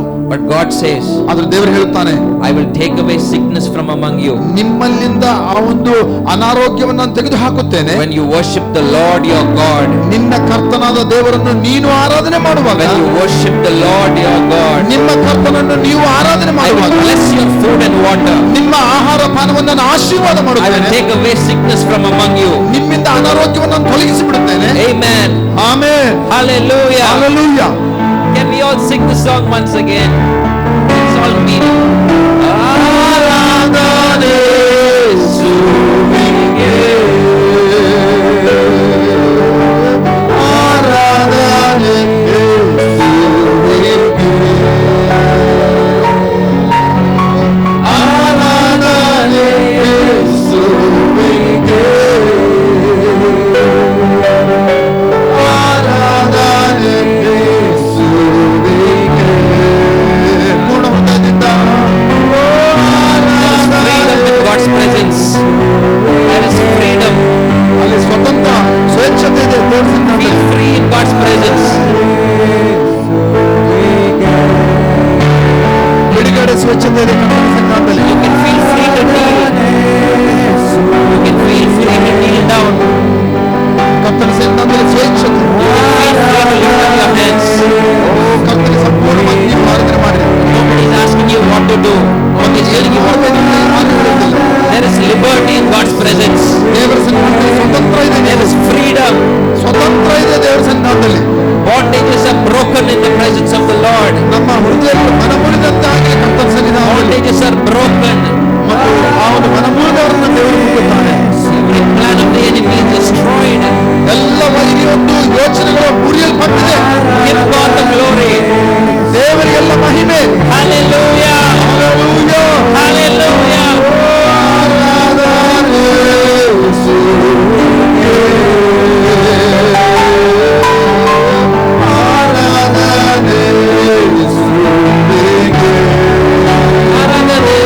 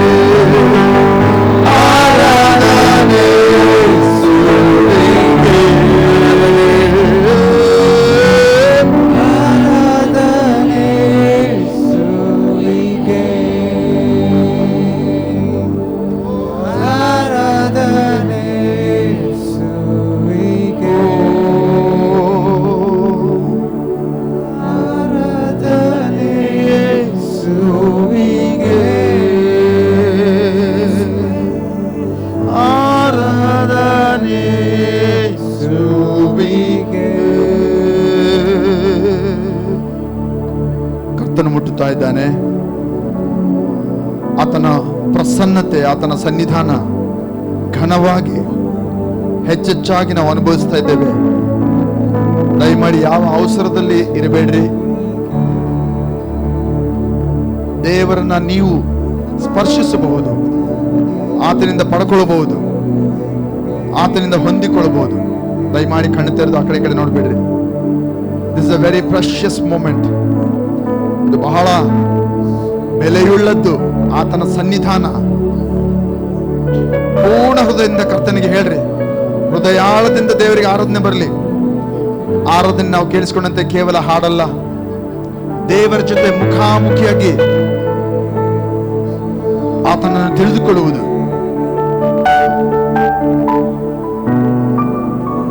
ಆತನ ಪ್ರೀತಿ ನಾವು ಅರ್ಥ ಮಾಡಿಕೊಳ್ಳುತ್ತೇವೆ. ಆತನ ಘನತೆ, ಆತನ ವೈಭವ, ಆತನ ಮಹಿಮೆ, ಆತನ ಪ್ರಸನ್ನತೆಯನ್ನ ನೀವು ಅರ್ಥ ಮಾಡ್ಕೊಳ್ತಾ ಇದ್ದೀರಿ. ಎಸ್, ಕರ್ತನು ಸ್ವಸ್ಥ ಮಾಡುವಂತ ದೇವರಾಗಿದ್ದಾನೆ. ಬಿಡುಗಡೆ ಕೊಟ್ಟ ದೇವರು, ರಕ್ಷಣೆ ಕೊಟ್ಟ ದೇವರು. ದೇವರು ಆತನ ಒಂದು ಯೋಜನೆ, ಆತನ ಪ್ರಣಾಳಿಕೆ ತನ್ನ ಮಗನಾದಂಥ ಯೇಸು ಸ್ವಾಮಿಯ ಮೂಲಕವಾಗಿ ಶರೀರಧಾರಿಯಾಗಿ ಆತನನ್ನು ಮಾಡಿ ನಮ್ಮ ಪಾಪಗಳನ್ನು ತನ್ನ ಮೇಲೆ ಹೊತ್ತುಕೊಂಡು ನಮ್ಮನ್ನು, ಈ ಒಂದು ಲೌಕಿಕ ಜನರನ್ನ ಅಲೌಕಿಕವಾದಂಥ ಜನರಾಗಿ, ಅಂದ್ರೆ ಶರೀರಧಾರಿಗಳನ್ನ ನಾವು ಮಹಿಮೆಯ ಧಾರಿಗಳಾಗಿ, ಆತ್ಮನನ್ನು ಧರಿಸುವವರಾಗಿ, ಆತನು ಆ ಕ್ರಿಸ್ತನ ಮೂಲಕವಾಗಿ, ಯೇಸು ನಮ್ಮ ಪಾಪಗಳನ್ನು ಹೊತ್ತುಕೊಂಡ ಕಾರಣವಾಗಿ ನಮ್ಮನ್ನು ಆತನು ಬಿಡುಗಡೆ, ಸಂಪೂರ್ಣವಾಗಿ ಬಿಡುಗಡೆ ಮಾಡಿದ್ದಾನೆ. ರೋಗದಿಂದ, ದರಿದ್ರತನದಿಂದ, ಎಲ್ಲ ಶಾಪದಿಂದ, ಎಲ್ಲ ನೋವು, ಎಲ್ಲ ಬಂಧನ, ಎಲ್ಲ ಸರಪಣಿಗಳು ಯಾವುದು ನಿಮ್ಮನ್ನು ಹಿಡಿಯುವುದಿಲ್ಲ. ನೀವು ಬಿಡುಗಡೆ ಮಾಡಲ್ಪಟ್ಟ ಜನರು, ನೀವು ಬಿಡಿಸಲ್ಪಟ್ಟವರು. ಯಾವ ಶಾಪವಾಗಲಿ, ಯಾವ ಪಾಪವಾಗಲಿ, ಯಾವ ರೋಗವಾಗಲಿ, ಯಾವ ದರಿದ್ರತನವಾಗಲಿ ನಿಮ್ಮನ್ನು ಹಿಡಿಯಲಾಗುವುದಿಲ್ಲ. ನೀವು ಬಿಡಿಸಲ್ಪಟ್ಟವರು, ನೀವು ಸ್ವಸ್ಥರಾದವರು, ನೀವು ಆಶೀರ್ವಿಸಲ್ಪಟ್ಟವರು, ನೀವು ಅಧಿಕಾರವುಳ್ಳವರು,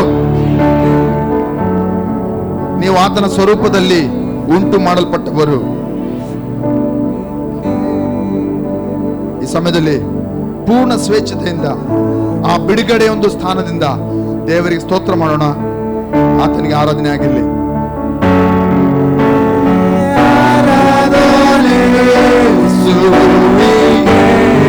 ಸ್ವತಂತ್ರರಾಗಿ ಆರಾಧನೆ ಮಾಡೋಣ, ಬಿಡುಗಡೆ ಮಾಡಲ್ಪಟ್ಟವರಾಗಿ.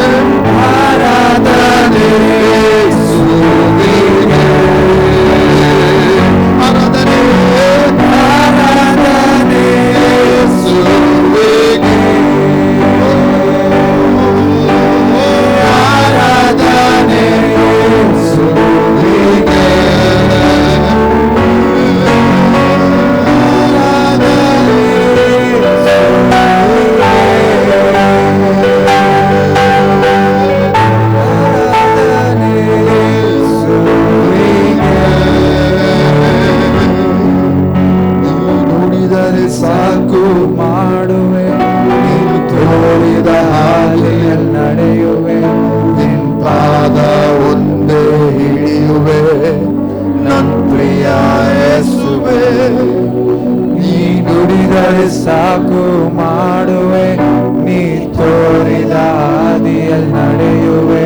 ನಿನ್ ಪಾದ ಒಂದೇ ಹಿಡಿಯುವೆ, ನನ್ನ ಪ್ರಿಯ ಯೇಸುವೇ.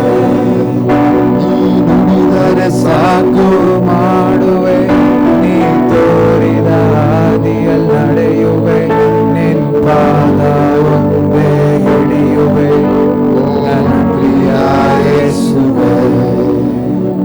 ನನ್ನ ಪ್ರಿಯ ಯೇಸುವೇ, ನನ್ನ ಪ್ರಿಯ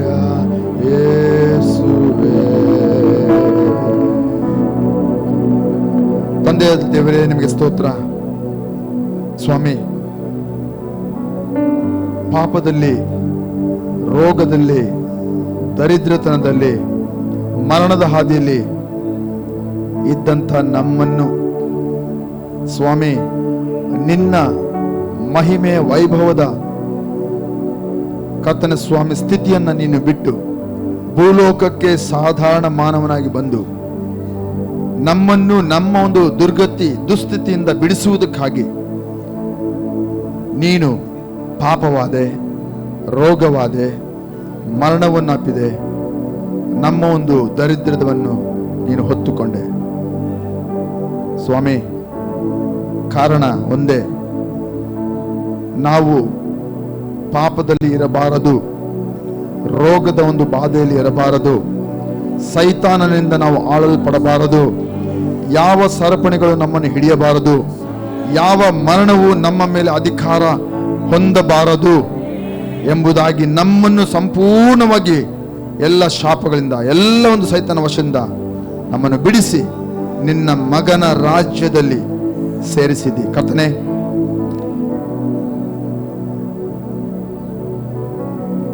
ನಮ್ಮ ಜೀವನದಿಂದ ಕಾರಣ ಒಂದೇ, ನಮ್ಮ ಜೀವನದಿಂದ ನಿಮ್ಮನ್ನು ನಾವು ಆರಾಧನೆ ಮಾಡುವವರಾಗಿರಬೇಕೆಂಬುದಾಗಿ. ಇನ್ನು ಮುಂದೆ ಕರ್ತನೇ ಸ್ವಾಮಿ, ಈ ಒಂದು ಪ್ರಕಟಣೆಯನ್ನು ಹೊಂದಿಕೊಂಡಂತ ಪ್ರತಿಯೊಬ್ಬರು ನಿನ್ನಲ್ಲಿ ಅವರು ನೂತನ ಸೃಷ್ಟಿಯಾಗಿದ್ದಾರೆ ಎಂಬುದಾಗಿ ಹೊಂದಿಕೊಂಡಂತ ಒಂದು ಪ್ರಕಟಣೆಯಲ್ಲಿ, ಹೌದು ಸ್ವಾಮಿ, ಇನ್ನು ಮುಂದೆ ತಂದೆ ಆ ನಿಜವಾದಂಥ ಆರಾಧಕರನ್ನ ಆತನು ಹುಡುಕುವಂತ ಅವಶ್ಯಕತೆ ಇಲ್ಲ. ಕಾರಣ ಆ ನಿಜವಾದಂಥ ಆರಾಧಕರು ನೀನು ನಿನ್ನ ರಕ್ತದಿಂದ ತೊಳೆದು ನೀನು ಅವರನ್ನು ಬಿಡಿಸಿ ನಿನ್ನ ಮಕ್ಕಳಾಗಿ ಅವರನ್ನು ಮಾಡಿಕೊಂಡಿದ್ದಿ. ಓ ಹಲ್ಲೆಲೂಯಾ ಕರ್ತನ ಸ್ವಾಮಿ. ಈ ಒಂದು ಕರ್ತನ ಸ್ವಾಮಿ ನೂತನ ಸೃಷ್ಟಿಯ ನಿಜಾಂಶಗಳಲ್ಲಿ ಪ್ರತಿಯೊಬ್ಬರು ಜೀವಿಸಲಿ. ನೀನು ಆತ್ಮನು ಕರ್ತನ, ನಿನ್ನನ್ನು ಆರಾಧಿಸುವರು ಆತ್ಮದಿಂದಲೂ ಸತ್ಯದಿಂದಲೂ ಅವರು ನಿನ್ನನ್ನು ಆರಾಧಿಸುವವರಾಗಿದ್ದಾರೆ ಕರ್ತನೆ. ನಾವು ಸದಾ ನಿನ್ನನ್ನು ಆರಾಧನೆ ಮಾಡುವವರಾಗಿ, ನಮ್ಮ ಜೀವಿತಗಳನ್ನು ಸಜೀವ ಯಜ್ಞವಾಗಿ ಪ್ರತಿ ಕ್ಷಣ ನಾವು ನಿನಗಾಗಿ ಬದುಕುವವರಾಗಿ ಸಹಾಯ ಮಾಡು ಪವಿತ್ರಾತ್ಮನೇ. ಅದಕ್ಕಾಗಿ ನೀನು ನಮಗೆ ಸಹಾಯ ಮಾಡಲಿಕ್ಕಾಗಿ ನೀನು ನಮ್ಮ ಒಳಗಡೆ ಇದ್ದೆ, ನಮ್ಮ ಜೊತೆಯಲ್ಲಿದೆ. ನಮ್ಮ ಕೆಲಸದ ಸ್ಥಳಗಳಲ್ಲಿ ಆರಾಧಕರು ಕಾಣಲಿ, ನಮ್ಮ ಒಂದು ಉದ್ಯೋಗ ವ್ಯಾಪಾರಗಳಲ್ಲಿ ಆ ನಿಜವಾದಂಥ ಆರಾಧಕರು ಕಂಡು ಬರಲಿ, ನಮ್ಮ ಒಂದು ನಗರದಲ್ಲಿ ಆ ನಿಜವಾದಂಥ ಆರಾಧಕರು ಕಂಡು ಬರಲಿ, ನಮ್ಮ ಒಂದು ದೇಶದಲ್ಲಿ ಸ್ವಾಮಿ ನಿನ್ನ ಒಂದು ಆತ್ಮದಿಂದಲೂ ಸತ್ಯದಿಂದಲೂ ಆರಾಧನೆ ಮಾಡುವಂತ ಆ ದೇವರು ಹುಡುಕುವಂತ ಆ ನಿಜ ಆರಾಧಕರು ಎಲ್ಲೆಡೆ ಹಬ್ಬಿಕೊಳ್ಳಲಿ ಯೇಸುವಿನ ನಾಮದಲ್ಲಿ, ಯೇಸುವಿನ ನಾಮದಲ್ಲಿ. ಸ್ವಾಮಿ, ಆ ನಿಜವಾದ ಆರಾಧಕರು ಸ್ವಾಮಿ ಅವರು ಆರಾಧನೆ ಮಾಡುವಾಗ ಅವರಿಗೆ ವಾದ್ಯಗಳ ಅವಶ್ಯಕತೆ ಇಲ್ಲ, ಹಾಡುಗಳ ಅವಶ್ಯಕತೆ ಇಲ್ಲ ಸ್ವಾಮಿ, ಅವರಿಗೆ ಜನರ ಅವಶ್ಯಕತೆ ಇಲ್ಲ. ಅವರು ಏಕಾಂಗಿಯಾಗಿದ್ರು ಅವರು ಆರಾಧನೆ ಮಾಡುವವರಾಗಿರುತ್ತಾರೆ, ನಿನ್ನನ್ನು ಮಹಿಮೆ ಪಡಿಸುವವರಾಗಿರುತ್ತಾರೆ, ನಿನಗೆ ಘನ ಗೌರವ ತರುವಂಥವರಾಗಿರುತ್ತಾರೆ ಸ್ವಾಮಿ. ಅಂಥ ಒಂದು ಆರಾಧಕರಾಗಿ ಇರುವುದಕ್ಕೆ ನಮ್ಮನ್ನು ನಾವು ಸಮರ್ಪಣೆ ಮಾಡಿಕೊಳ್ತೇವೆ. ಪ್ರತಿ ಕ್ಷಣ ನಮ್ಮಿಂದ ನಿನಗೆ ಮಹಿಮೆ, ನನ್ನಿಂದ ನಿನಗೆ ಮಹಿಮೆ, ನಮ್ಮಿಂದ ನಿನಗೆ ಮಹಿಮೆ, ನಮ್ಮ ಕುಟುಂಬದಿಂದ, ನಮ್ಮ ಉದ್ಯೋಗಗಳಿಂದ, ನಮ್ಮ ವ್ಯಾಪಾರಗಳಿಂದ, ನಾವು ಮಾಡುವಂಥ ಕೆಲಸಗಳಿಂದ ನಿನಗೆ ಆರಾಧನೆ, ನಿನಗೆ ಆರಾಧನೆ, ನಿನಗೆ ಘನತೆ, ನಿನಗೆ ಗೌರವ ಸ್ವಾಮಿ. ಎಲ್ಲವನ್ನ ಬದಿಗಿಟ್ಟು ಸ್ವಾಮಿ ನಿನ್ನನ್ನು ನಿನ್ನ ಆರಾಧಕರಾಗಿ ನಮ್ಮನ್ನು ನಾವು ಸಮರ್ಪಿಸಿಕೊಳ್ತೇವೆ. ನೀನೇ ದೇವರ ಕರ್ತಂದು ಘೋಷಿಸ್ತಾ ನಮ್ಮನ್ನು ತಗ್ಗಿಸಿಕೊಳ್ತಾ ಯೇಸು ಉನ್ನತನ ಏಕೈಕ ನಾಮದಲ್ಲಿ ಪ್ರಾರ್ಥನೆಗಳನ್ನು ಬೇಡಿ ಆರೋಗ್ಯ, ಬಿಡುಗಡೆ, ಆಶೀರ್ವಾದ ಹೊಂದಿಕೊಂಡಿದ್ದೇವೆ ನಂಬಿಕೆಯಿಂದ. ಆಮೇನ್. ಸ್ವೀಕರಿಸ್ತೇವೆ. ಕಂಡೆನು ಯೇಸುವೇ ನಿನ್ನಯ ಪ್ರೀತಿಯನು, ಅಘೋರವಾದ ಶಿಲುಬೆಯಲ್ಲಿ ನನ್ನ ರಕ್ಷಿಸಲು ನನ್ನ ತಂದೆಯು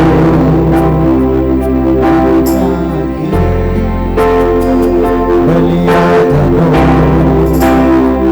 ನನಗಾಗಿಯೇ ತಂದೆವರು ಸ್ವಪ್ರಾಣವ ಅರ್ಪಿಸಿದರು.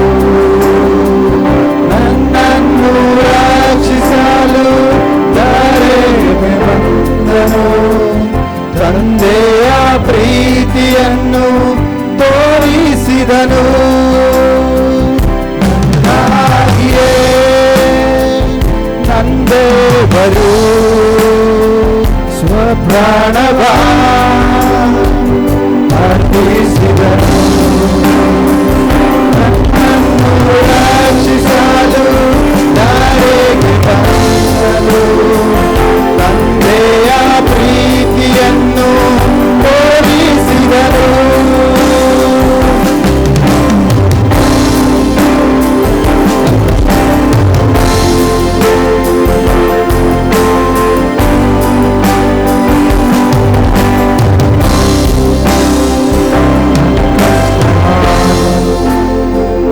ಅನುಭವಿಸಿದನು ನನ್ನೋಗವ ಆತವತ್ತನು. ಅಘೋರವಾದ ಶಿಲುಬೆಯದು ಒಂದು ಸ್ಥಾನಕ್ಕೆ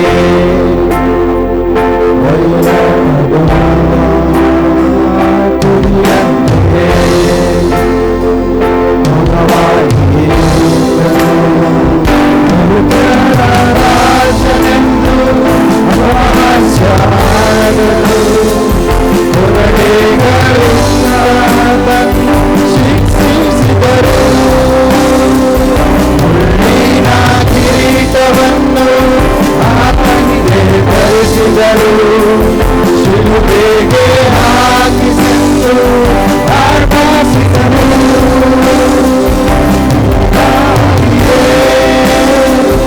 ತಂದೆಯವರು ಸ್ವಪ್ರಾಣವ ಅರ್ಪಿಸಿದರು. ನನ್ನನ್ನು ರಕ್ಷಿಸಲು ದಾರಿಗೆ ಬಂದನು. ತಂದೆಯ ಪ್ರೀತಿಯನ್ನು ತೋರಿಸಿದರು. I request Sumakka to close in prayer. ದಯಮಾಡಿ ಸುಮಕ್ಕ ಅವರು ಬಂದು ಪ್ರಾರ್ಥನೆಯಲ್ಲಿ ಮುಗಿಸ್ಬೇಕಾಗಿ ನಾನು ಮನೆ ಮಾಡ್ತೇನೆ. ದಯಮಾಡಿ ಬೇಗ ಬರಬೇಕಾಗಿ.